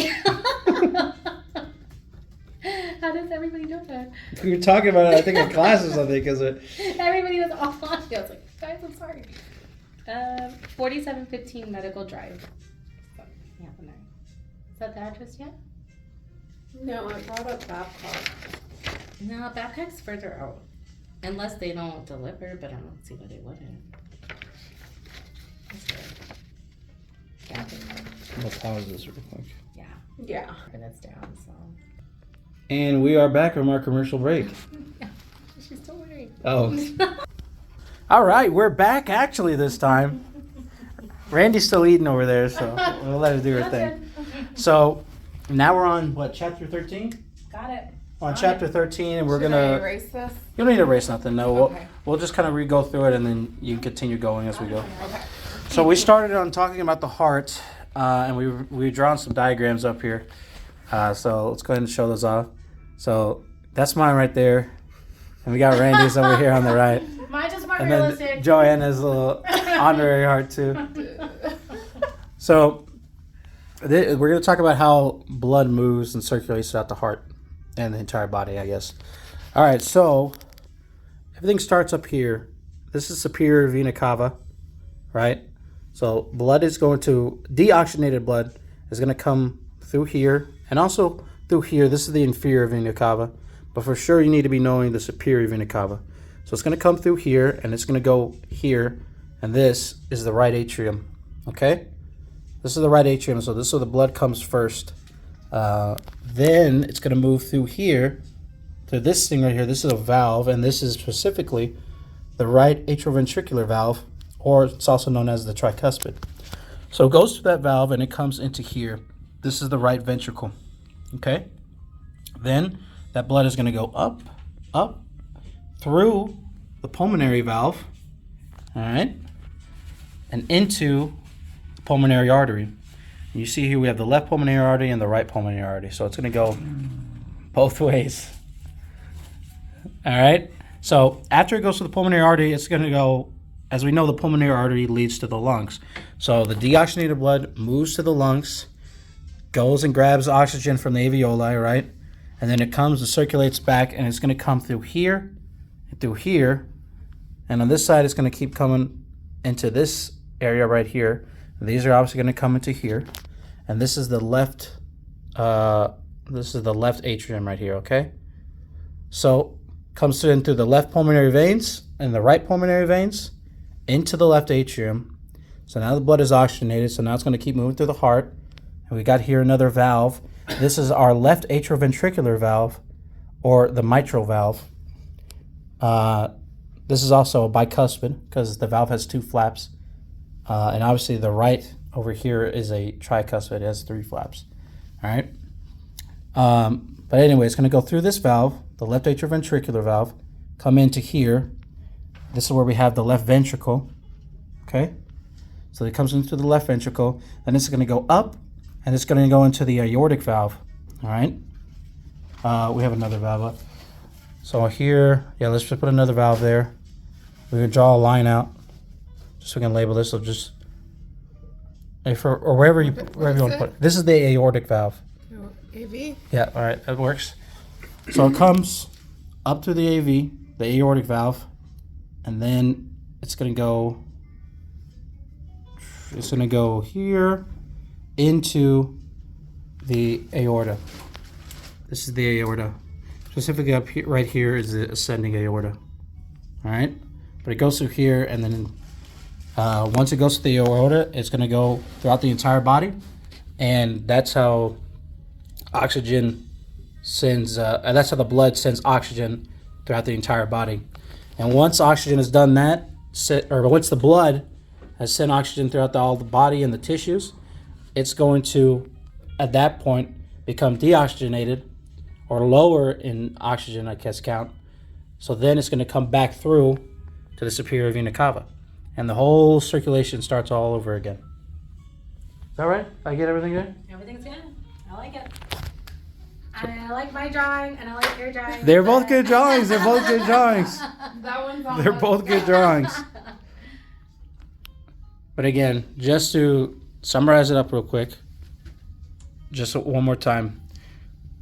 Deoxygenated blood comes through the superior vena cava, also the inferior, down here, comes up into the right atrium, through the tricuspid, or the right ventricle, the right ventricular valve, atrioventricular valve, Jesus, into the right ventricle, goes up through the pulmonary valve, into the left and right pulmonary arteries. Those go to the lungs, oxygenate the blood, and then it comes through the right pulmonary valves, the right pulmonary veins, and the left pulmonary veins into the left atrium, then into the mitral, or the left atrioventricular valve. I'm telling you, I'm so tired. Into the left atrioventricular valve, or the mitral, or the bicuspid, into then the left ventricle. Then that blood moves up into the aortic valve, or through the aortic valve, goes up into the aorta, and that aorta goes throughout the entire body. So the blood carries all that oxygenated blood and diffuses that into the tissues. All right?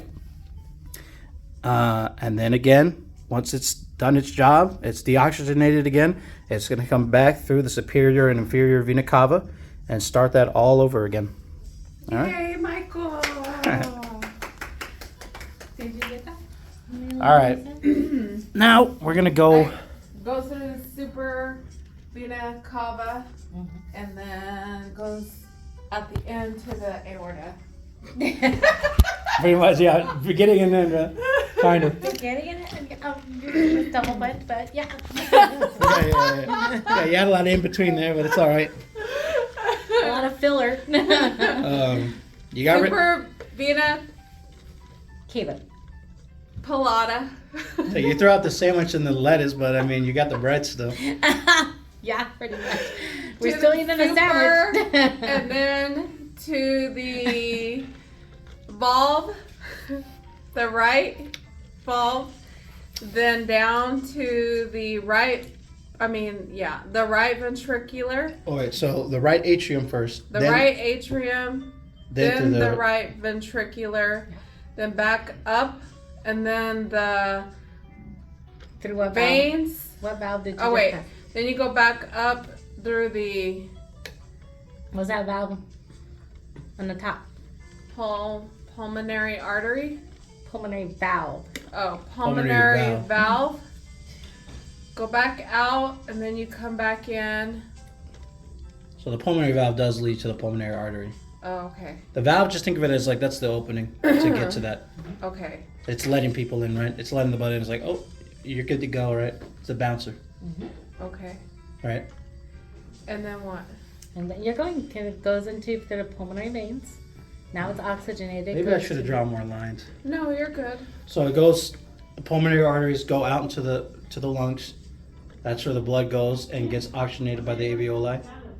Then they come back through the veins. So through the pulmonary veins on either side of the heart. So we got the right side and the left side. The left side is more visible. You see that there. So the left pulmonary veins lead into the left atrium, right? Then it goes down through the left atrioventricular valve, or the mitral, or the bicuspid valve, into the left ventricle, then up through the aortic valve, and then into the aorta, which then sends oxygenated blood throughout the entire body, so that it can diffuse all that oxygen into the So tissues. we have 4 valves. 4 valves. Valves. 4 chambers, 4 valves. Okay. Yep.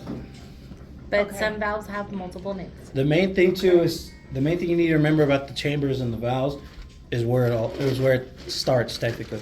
So it all pretty much starts in that right atrium after it comes to the superior vena cava. Superior vena cava in the first chamber, the right atrium. Then right Then- ventricle. No, then the right atrioventricular valve.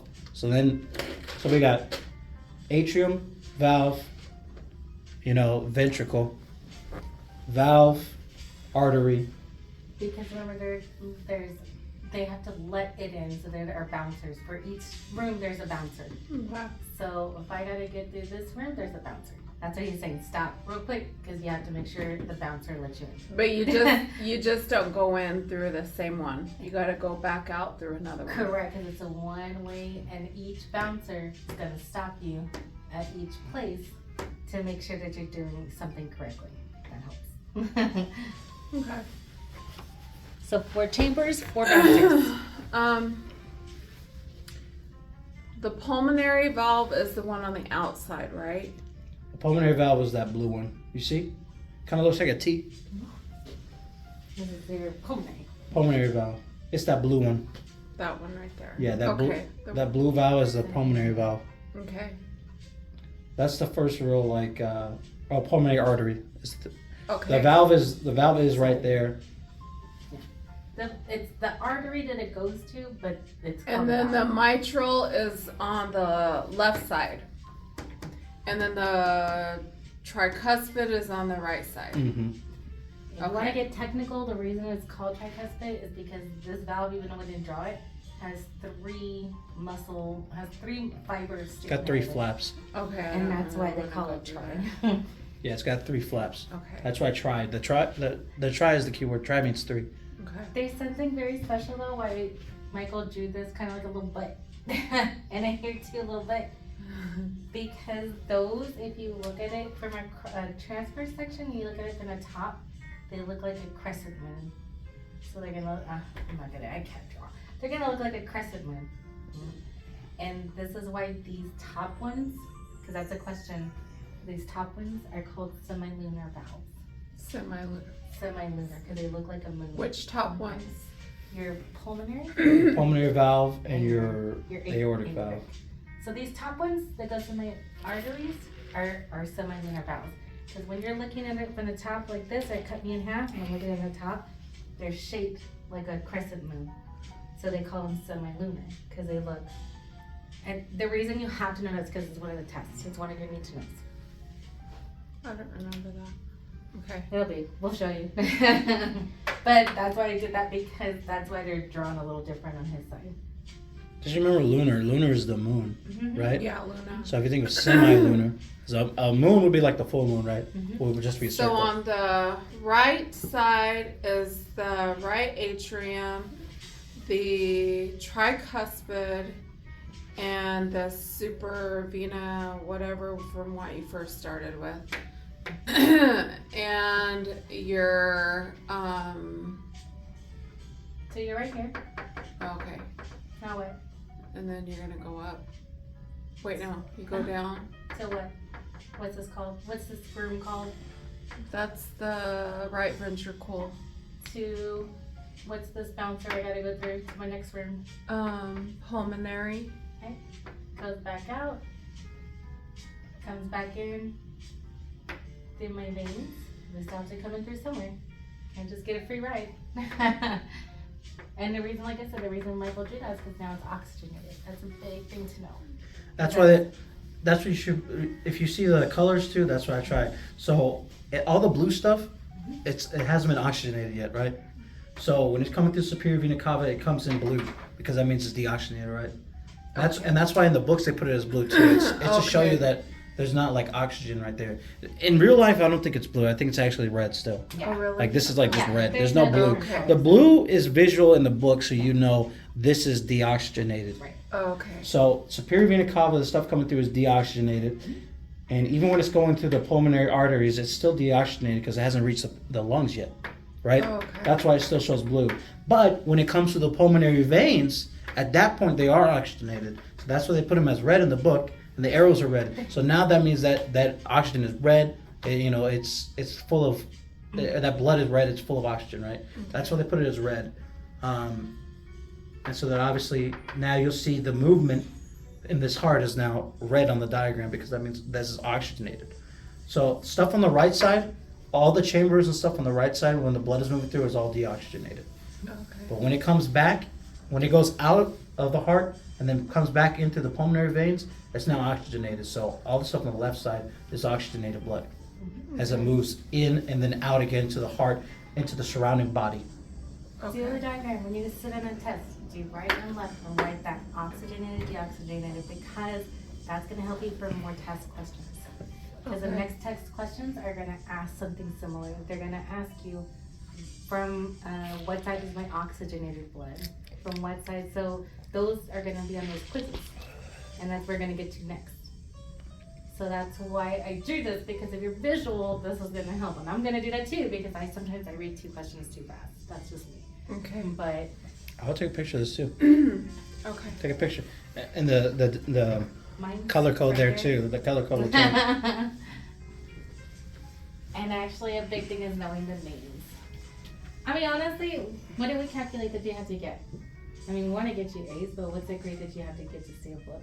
Did you calculate it? I have to, she said I need to be 70 and up. Well, we want to get you to 80. Well, yeah, We need to push it. I want to Our be at goal 80. is to get you 88 and up. That's my goal. So in order to do that, draw pictures when you get to the test. If I'm right about the calculation, it's like once you have all your exams, you would add them up and then you divide them by 4. And that gives you your average. So in a sense, so like if you were to get the same grade on each exam, that would be your average, right? So like, I think what is it, 74 is like the minimum you need? Yeah, so if you were to got 74 on each exam, that's all you would need, right? But let's get you higher. So wherever you're at now, if you just do the math. So like, let's just say like, worst case scenario, not worst case, like Let's say you started with a 7. average case scenario, you get 2 74s, but whatever you have right now, what did you have? Okay, whatever it is now, okay. On one of the ones that, I didn't do it in my last test, but I didn't fill in 10 because I didn't know. Mm-hmm. So you didn't fill them in. And remember, each one is worth 2 points. So I went back and I filled like 6 of them in. and I just handed it, and I didn't go back because And the so- ones that were like in between ones that I filled in, I overlooked them. Mm-hmm. And because that's what she said. Yeah. For you guys that didn't fill in or bubble in, that was me. I would. Well, what I did on Mr. Wise, I put a check mark Yeah. by those. I didn't do that on my last And one. you did amazing. So, and I took all my time. I only have 3 minutes left. Mm-hmm. And you So- did well. So anyway, when you get to this test, draw this. Okay. What was Right I gonna here. say? Right, left. You were talking Oh, about the so average. so the average. So like Okay. basically, let's just say like I want to say average Jason. Okay. I don't know. Did they catch any of what we said about it? I don't think so. Okay, so all right, we were talking about guys. Real quick, just to break up the study for a second. So this is just a tip for any of you guys that are out there worried about your grades for your exams. If you're not sure like really how it works, which I'm just saying just in case you're not sure, and you like if you want to really like know what you need to be making, here's what you need to do. Whatever you got on your first exams, remember that number. Okay. Next month. So we have 4 exams and everything, right? With the exception of really Mr. Wise class, because he has kind of that extra credit almost with his journals. Like let's just say integrated human sciences, right? That's just pretty much exams. That's all we're doing. That's what our grade is based off of the exams, right? So in order to pass, we need to get a 74 average, right? So in order to get your average, normally let's just say like average, you would get 74 on each exam, and that would give you 74 average, right? But if you got below that number, then, and we're just still speaking kind of in terms of average, that would mean you would need to get, so you've already taken 1 exam, so we only have 3 more left. So that means on 2 exams, you would have to get 74. And then with the first exam, whatever that number is, if it's lower than 74, what you do is you take the number 74, you subtract it by that first number. So in this case, let's say you got a 60, right? You got a 60 on the exam. So you take 74, subtract 60. That would give you, I'm so dumb. I don't do math. 74 subtracted by 60. No, 74 is subtracted by 60? Yeah, run the numbers. Run the numbers for me. I can't think right now. Sorry. Is that 74? What is it? Do you want to my calculators? Oh, that's 14, right? There you go. 14, yeah. Yeah, 10 and 2. That should not have taken me that long. So let's say, for instance, you need to get, we have 4 exams. You got a 60 on one of them. On 2 of them, you're going to have to get a 74 if you want to get that 74 average. This is just speaking in average terms, right? So 2 of them need to be 74s. And then you take that first exam, that's 60, subtract it with 74. That'll give you 14. So that means on that 3rd exam, or wherever, you need to make sure you get a 74 plus 14. So that would give you 88.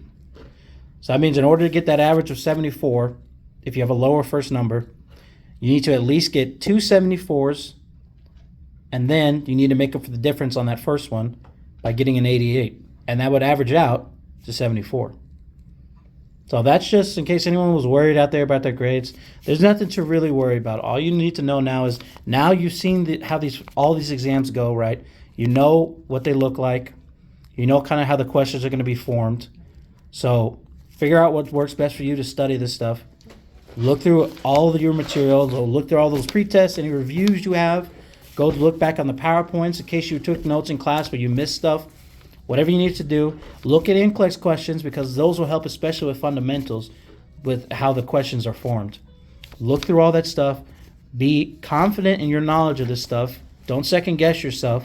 It's good to be cautious and read the questions, but don't second guess yourself because the minute you start second guessing yourself, it's just a domino effect. All right?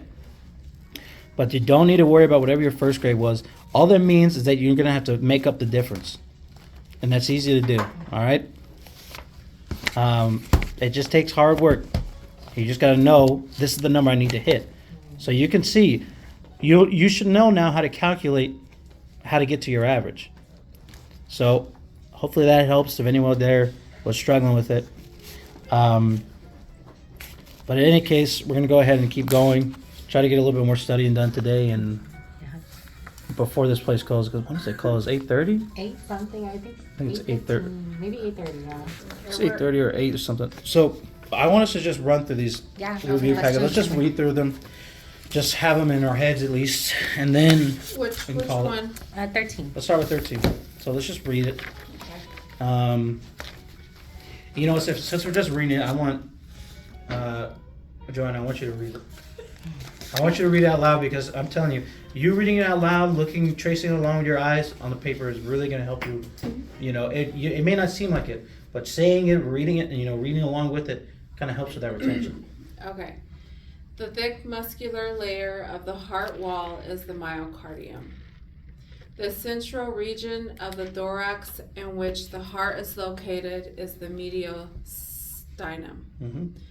The space between the visceral and parietal layers of the pericardium is called the pericardial cavity.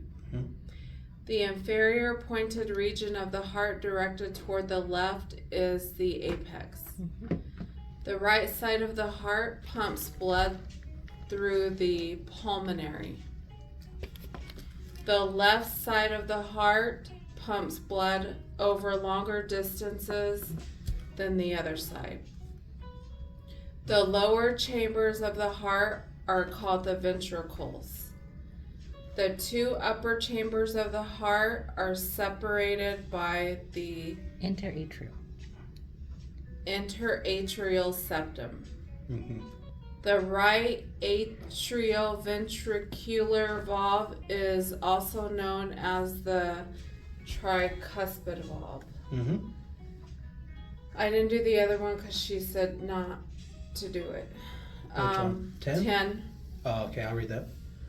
The pulmonary valve is at the exit of the right ventricle. The aortic and pulmonary valves are collectively known as the semilunar valves. Mm-hmm. Semilunar, so that's what we were talking about too. So if anyone's confused with what semilunar means, if you look at that root word lunar, or not the root word, but if you look at the word lunar, lunar is like the moon, right? So a full moon would be a circle, but we're talking about a semilunar that's only like half a circle, so more like a crescent, right? So like when you see a crescent moon, think semilunar, and that's kind of how the valves look. They kind of look like like a crescent moon. So that's what it's talking about when it's saying semilunar valves. Okay. A dilated vein that returns blood from the coronary circulation to the right atrium is the coronary sinus. The vessels that supply blood to the myocardium make up the coronary circulation. The contraction phase of the cardiac cycle is called systole. Ventricular contraction ejection. Systole. I'll just say systole. Systole, yeah. The product of the stroke volume and the heart rate is called the cardiac output, which is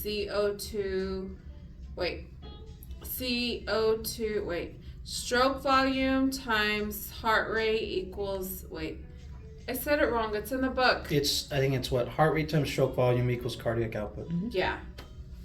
That's a need to know, by the way, guys.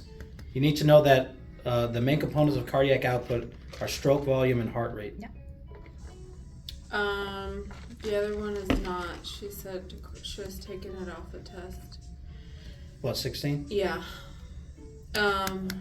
17, tachycardia could result from the action of the sympathetic Fight or flight. Mm-hmm.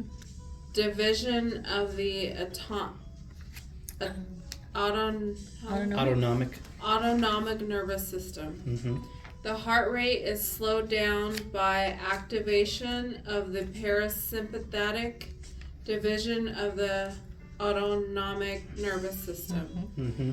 An abnormally slow heart rate is termed bradycardia. Yep.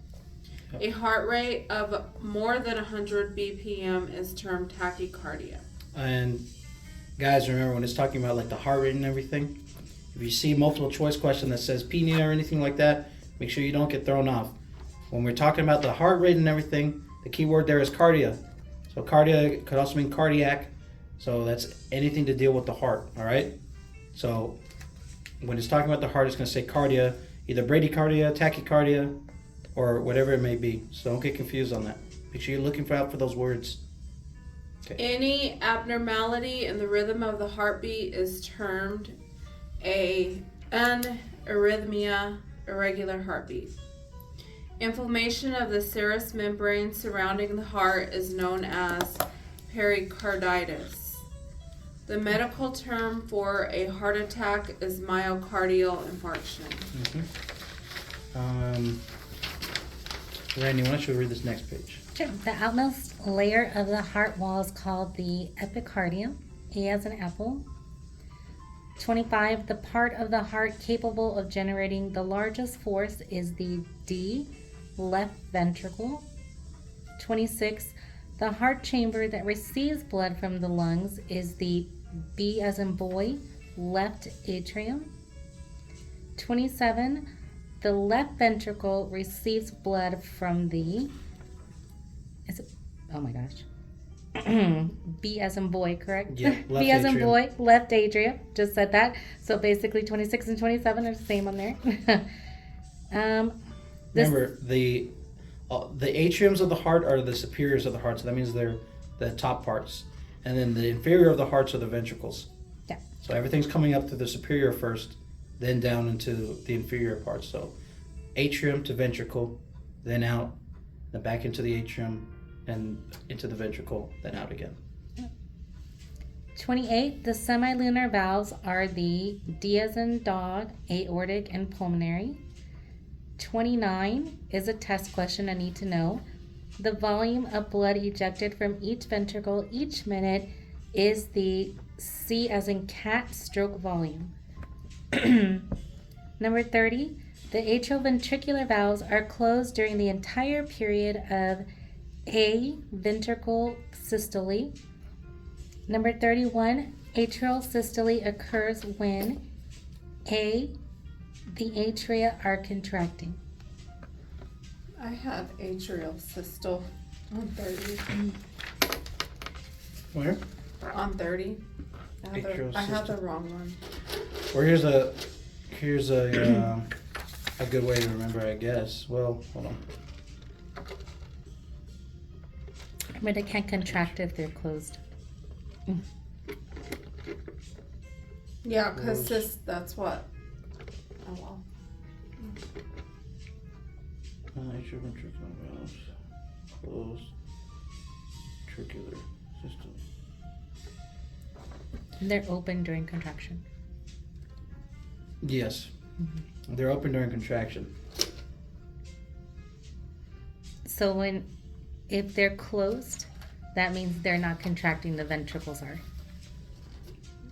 So if one's contracting, one has to be closed. If it's saying that my ventricles are contracting, then my atriums have to be Which closed. one's the ventricle again? That's like the pulmonary valves and everything? No, so the ventricles are going to lower the lower half.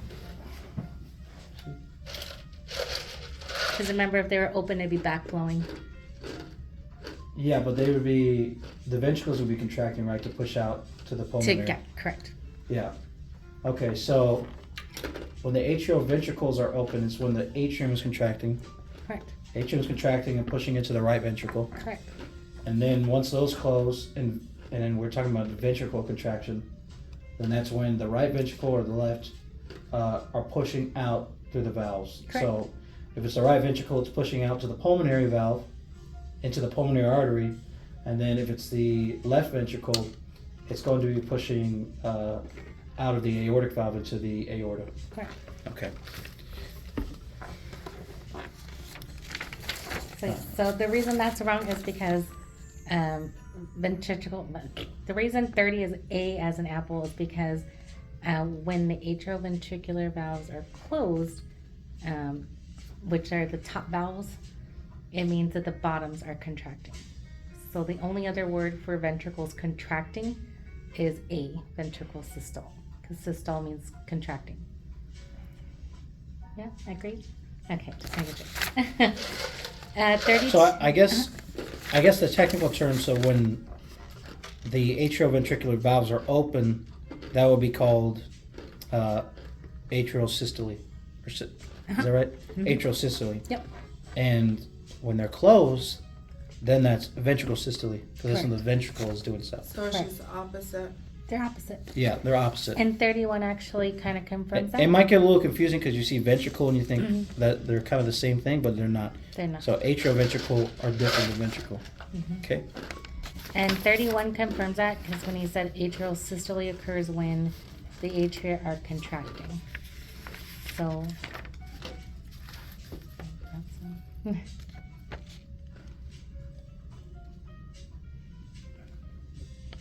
You got it? We're gonna go to the next one. Like, because the atrial's up here, Correct. That is Here. correct. so systole is Systole means- open.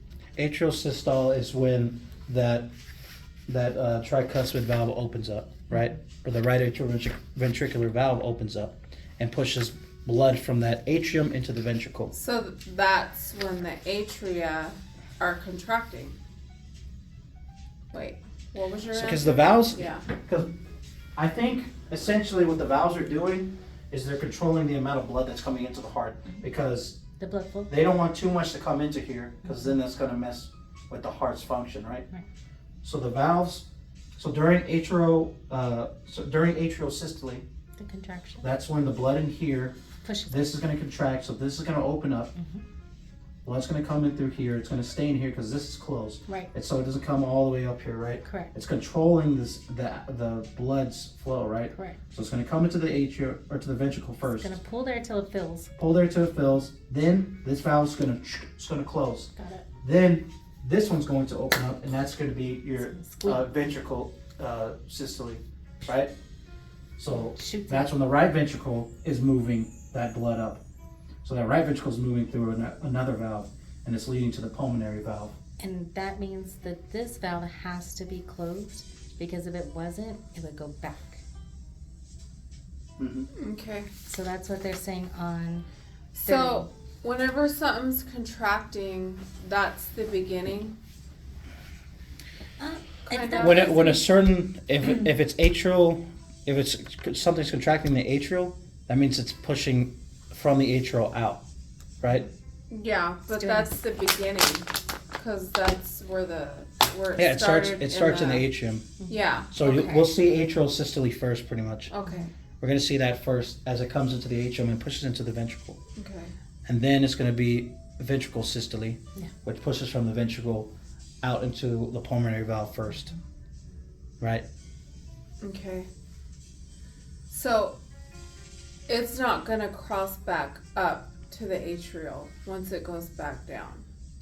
It's not like when it goes into the ventricle, it's not going to come back out through The right way atrium. that it came. It's not going. from Yeah, it's the- never going the way it came. Okay. It's always going. It's always moving so in one then direction. it's just moving back to the It's moving into the pulmonary arteries. pulmonary arteries And back those- around. Those circulate through the lungs, and then they come back to the heart, into the Pulmonary. left side of the heart, right?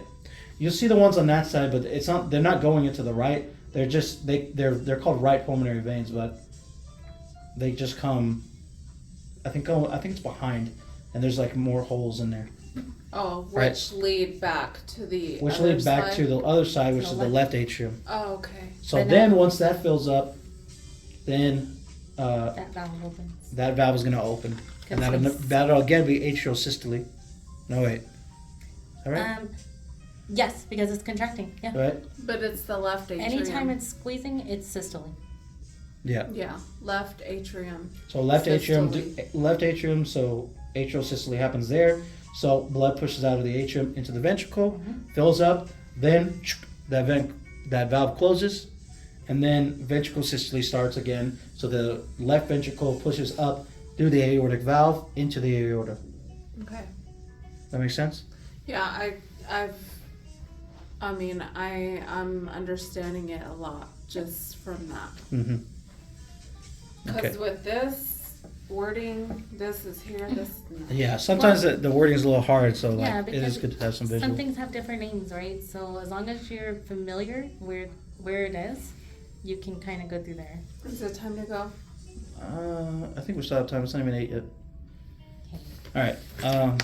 Where are we at? 32? 32. 32? I'll read 32 and then I'll read the next first Okay. page. Okay, 32. The order in which impulses travel through the heart is the sinoatrial node, atrioventricular node, bundle of His, and Purkinje fibers. Jesus, I'll read that again. The order in which impulses travel through the heart is the sinoatrial node, atrioventricular node, bundle of His, and Purkinje fibers. All I right. put sab P. Sappy, that one. Sappy. Whatever makes you remember, that's good. All right. The normal pacemaker of the heart is the sinoatrial node. Okay. Action of the parasympathetic system decreases the heart rate. And remember, the sympathetic increases everything, right? That's like your fight or flight. So that's when everything goes into overdrive, right? So everything's going to increase. Parasympathetic is pretty much just the opposite. It's the opposite of the sympathetic system. So instead of everything increasing, it's going to decrease things. Okay? Hello? Yeah, I'm studying. 35? Did you say 35? Are you waiting? That was 34. Let me pause real quick. All right, we're back. 35. This is the chapter 13 review, by the way, if anyone's following along. Chapter 35. Exercise is often associated with tachycardia. So obviously, because you're exercising, your body's moving, your heart's going to beat faster. And that's not necessarily tachycardia when you're exercising. Not necessarily bad. That's just your heart is pumping more. It's burning calories. yeah. It's you're moving. Okay, 36. Mr. B's pacemaker is malfunctioning and his heart is beating 50 times a minute. Mr. B's condition can be described as what? And it would be bradycardia. Because as we know, the normal heart rate, or the average, is between 60 to 100. So it's beating at 50 times a minute. That means we got a problem. That means his heart is beating too slow. So that's why it's bradycardia. Brady meaning slow, cardia meaning referring to the heart. All right. 37. The second heart sound, often interpreted as dub, is largely caused by the closing of semilunar valves. All right. And remember, those semilunar valves are going to be our pulmonary valves and our aortic valves. All right. So when those close, that's where we get the dub sound. And S1 is lub, S2 is dub, lub dub. All right. It helps, Sunny. I think dystole, which is relaxing, has the same thing as a D as in dog. So D and D, resting. So at that point something's closed. So that helps, Sunny. It can eliminate 50% of your answer. Mrs. Romano's lub dub. Lub dub. Lub dub. All right. Let's see. So that is chapter 13. A quick rundown of chapter 13. I would advise you guys also re-go through your books. See anything that she told us to highlight, look at that. But we're going to keep moving, trying to get through some more stuff before we got to end this study session. 5, Okay, so that was 13. We got 14. 14. I think so, yeah? 14. I got 14 right here. Yeah, I'm 14. What is it? This one's not that big. It's only 2 pages. But 14 was wasn't it kind of big? I don't know, but on some of these, just make sure you go and read your books for sure. But we're gonna go ahead. 14 is not too big. I'll just read all of 14. Okay. Unless you guys want to read. No, So, I'm tired. don't worry, I'll make you read at some point. We'll get to the next one. Maybe it'll help me. It'll help you. Okay, well, you want me to read? Do you want to read now? Do you want to read what chapter for sure? Like you want to read. I need to Because read chapter all 14 of is blood vessels and blood circulation. them. Okay, I can't find it. I'll read it. That's fine. You go for it. Hold on. We did 16 already, right? Yes. Yes. Okay. So, chapter 14, blood vessels and blood circulation. All right, let's start with the first one. A vessel that carries blood away from the heart is an artery. This is a need to know. A vessel that carries blood away from the heart is an artery. All right? Remember your keyword there is away. Vessels that carry blood away from the heart is an artery. All right? A vessel located between an artery and a capillary is a arterioles. This is a need to know as well. So the vessel located between an artery and a capillary are arterioles. All right. The middle tunic of an artery or vein is composed of smooth muscle, also smooth involuntary muscles. I do not think this is a need to know, but it's just an FYI. For the pulmonary circuit carries blood to the lungs. Keyword there is pulmonary. Pulmonary has to do with the lungs. So the pulmonary circuit is carrying blood to the lungs. All right? That's a need to know. You need to know that the pulmonary circuit carries blood to the lungs. All right?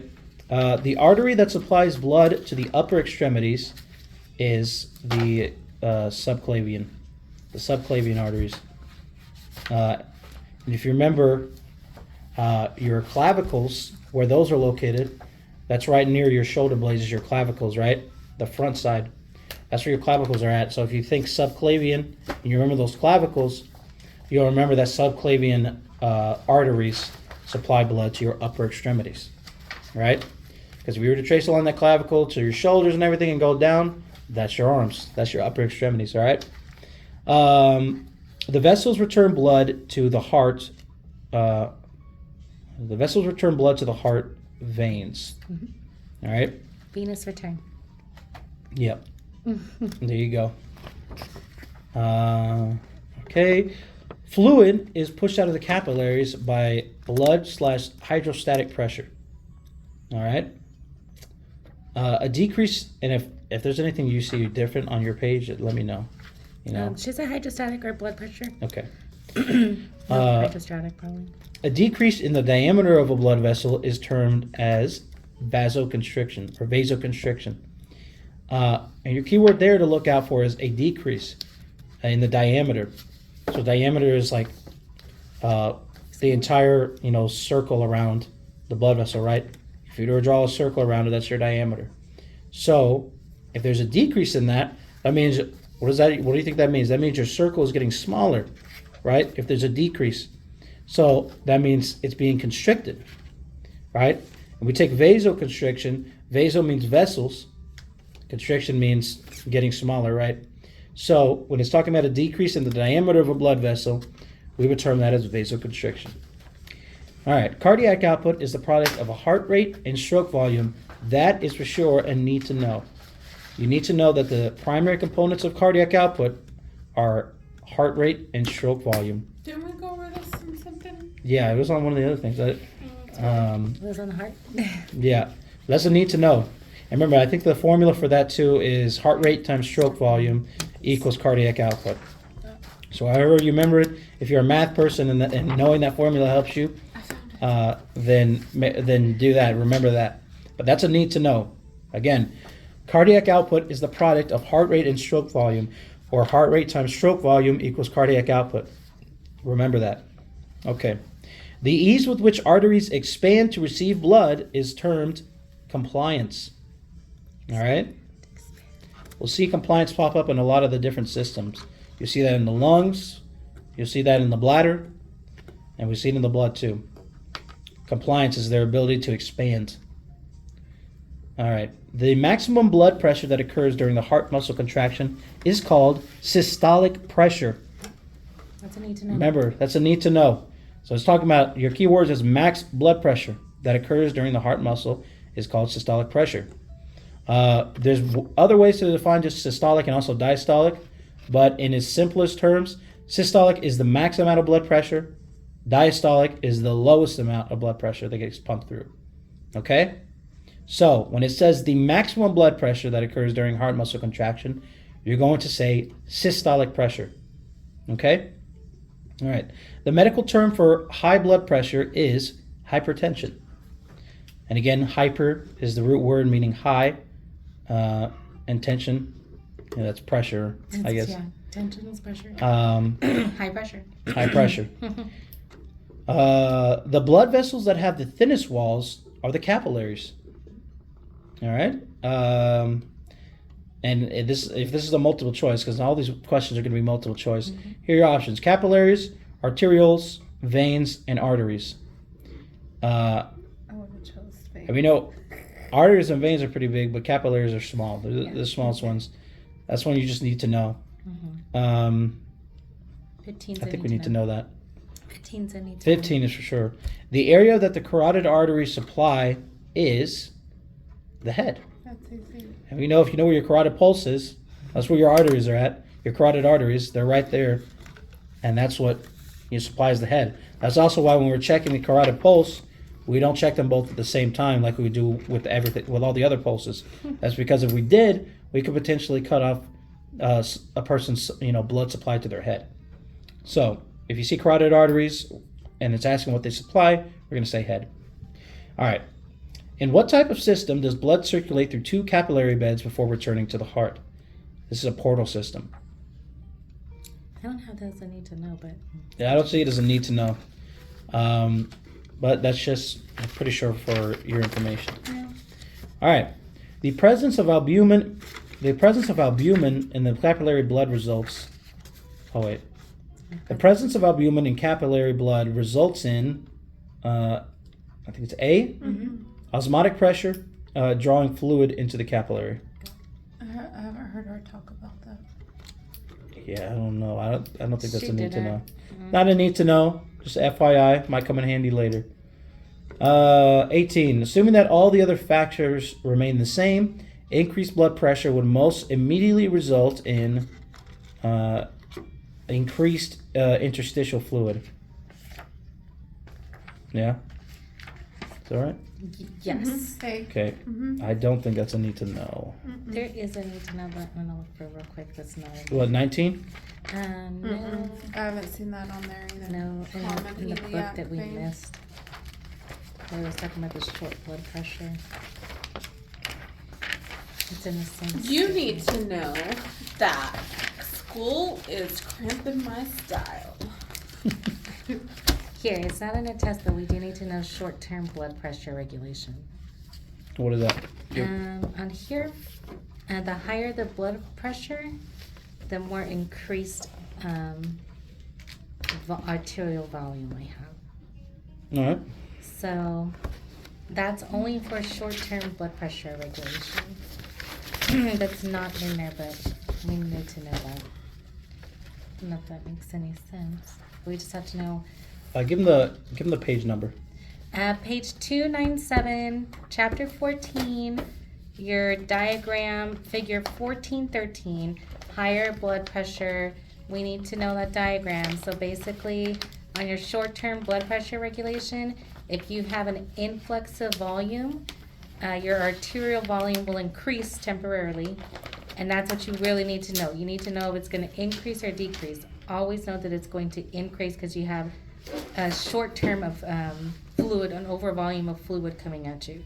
So it inflates and then it gets back to normal. That's what that picture's showing you for your cardiac output. All right, thank you. I think one more question on this one.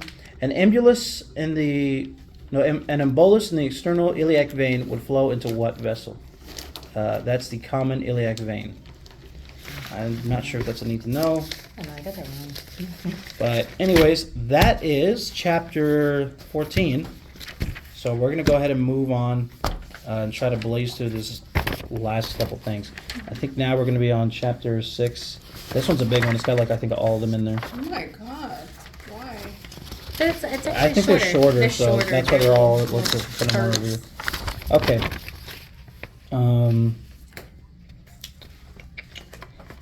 Chapter 6. Yeah, we're on chapter 6 now. This is the skeletal system, bones and joints.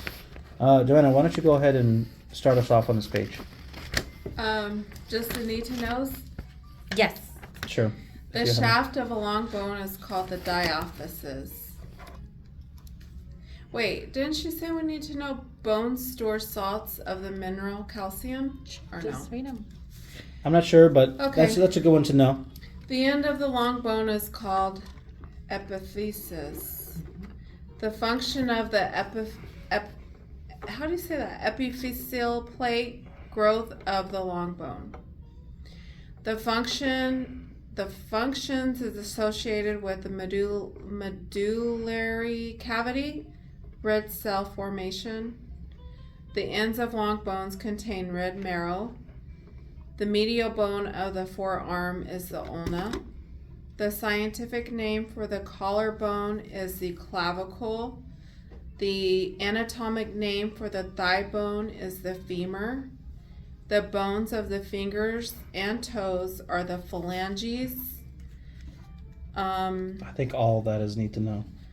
I think so. Which of Yeah. the following is not a function of the skeleton? That is sodium storage. Remember, again, these questions, they will get you if you don't read. That key word in there is not a function.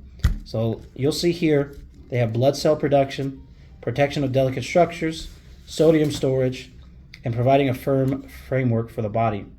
Obviously, 3 of those are functions of the skeleton. So when it's asking what's not, you're going to say sodium storage. And for this one too, I think if you look at the intro, like where the intro is for chapter 6, it'll give you pretty much, it'll tell you those 3 things that it says are functions of the skeleton. So, what are you smiling at, Randy? Did you get that one wrong? I got that one wrong. How did you know that Michael did it? I could tell you, it was guilty or something.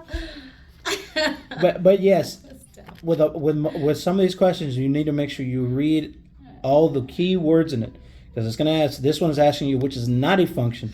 So if you see the first one and you see that as a function, and you think you're answering what's the function, you're going to be excited and you'll be like, oh, that's a function, right? And you circle it, but it's asking what's not a function.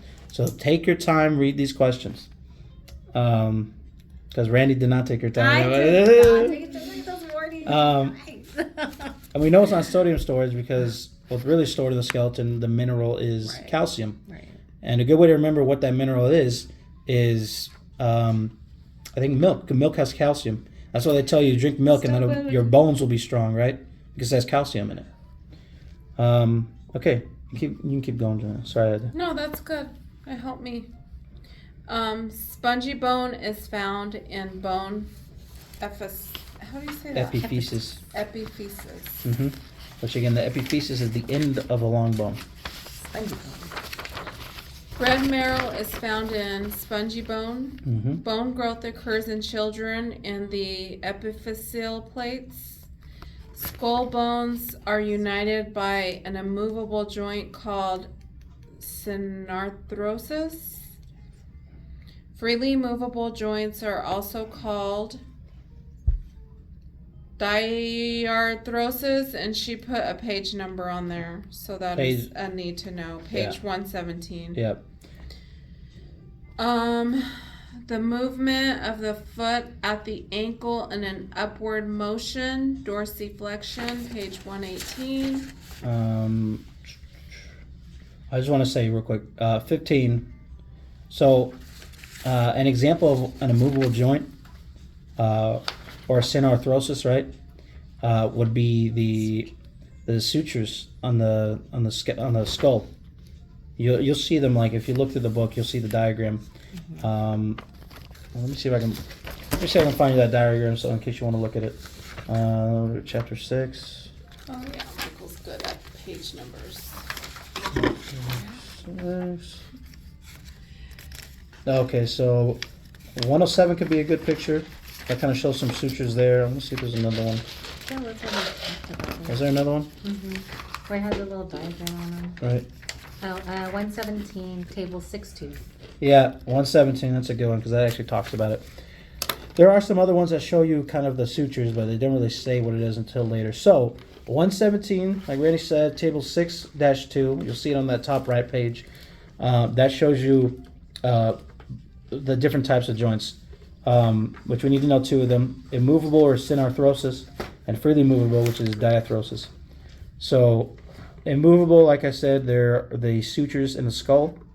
So those aren't moving. That's why they're immovable, right? Yep. They're just there, but they joint against the skulls together. Right. They suture them Oh, together. she actually said to know that synarthrosis. You need to know that. Yeah, That's a need to know. She said to know, Yeah, you need to know synarthrosis are immovable joints. and she said to know for diarthrosis is freely movable. Diarthrosis is freely movable, so that's like your knees, anything that moves. So your ball and joints, so your shoulders, knees, everything like that. Hips, or your hip joints. Those are all freely movable. All right. So you need to know both of those. Okay. All right. Keep going. What are we on 17? Oh, you said dorsiflexion. That's right. When a dancer points his toes, his foot is performing the movement called plantar flexion. That's just a FYI. The dorsiflexion, though, is a need to know. And she said to know all these terms: long bone, diaphysis, epiphysis, medullary cavity, red marrow, epiphyseal plate, immovable joint, another name and example, free movable joint, another name and example, movement of synovial joints, name, define, dorsiflexion, and plantar I flexion. have to know about a medullary cavity. I'm like, what is that? Oh, let's look. Isn't that weird? I know it's on a long bone.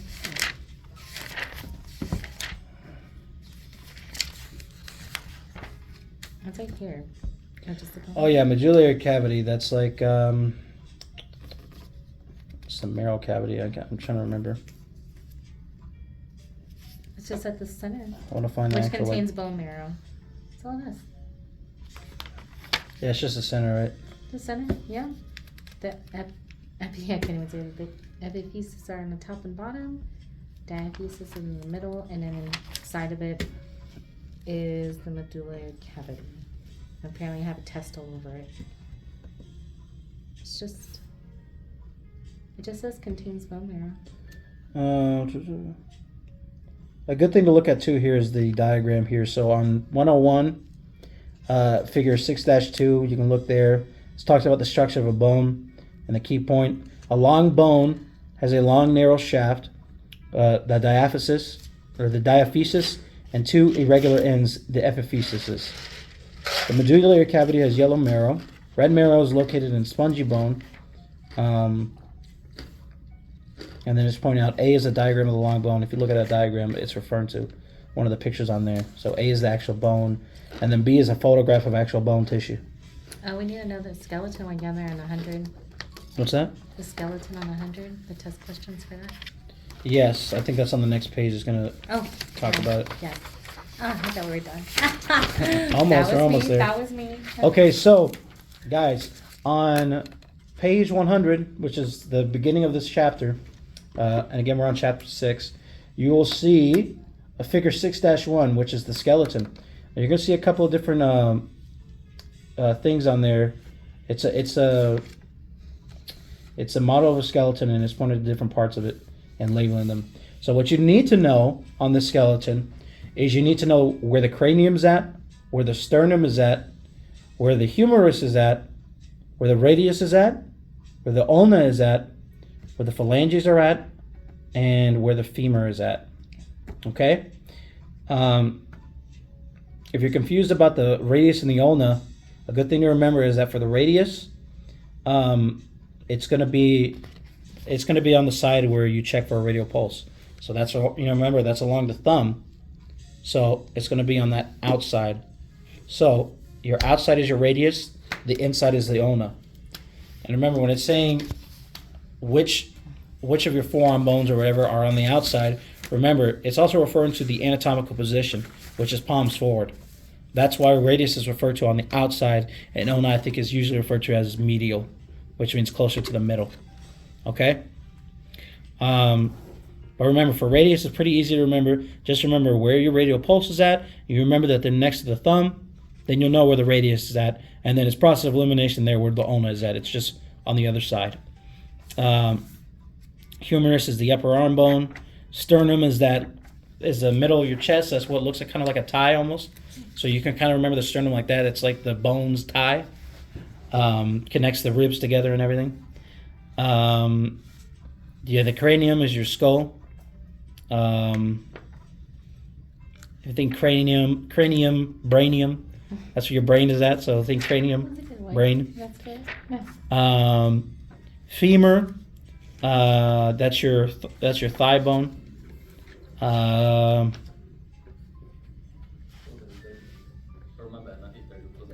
okay. Okay. All right. Thank you. All right, guys, we're gonna cut this review short. We got kicked out.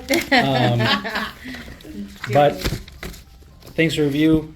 We reviewed most of everything. Just go over the Unit 5 review, which is Chapter 6, 7, 5, and maybe 4 too. Just Just. those amount. Well, just that stuff because we didn't really get through everything, but Just 4 more chapters. that's 4 more. Not that big. Oh yeah, Michael. For anyone that's interested too, for Exam 2, we have Unit 4 and Unit 5. In Unit 4, we have Chapter 16, Chapter 13, Chapter 14, and I can't remember, Chapter 4 potentially. Unit 4 has 25 to 30 questions. In Unit 5, we have Chapter 6, Chapter 7, Chapter 5, and Chapter 4, and that has 20 to 25 questions in it. Now, if you're the type of person that likes to have questions to study from and make up your own questions, my advice, max out your questions in each thing. There won't be that many on the test, but if you know the max in each section, then you should be fine. Well, we're going to end it there, but thank you guys for listening, whoever listens, and maybe you'll see us next time. All right, bye.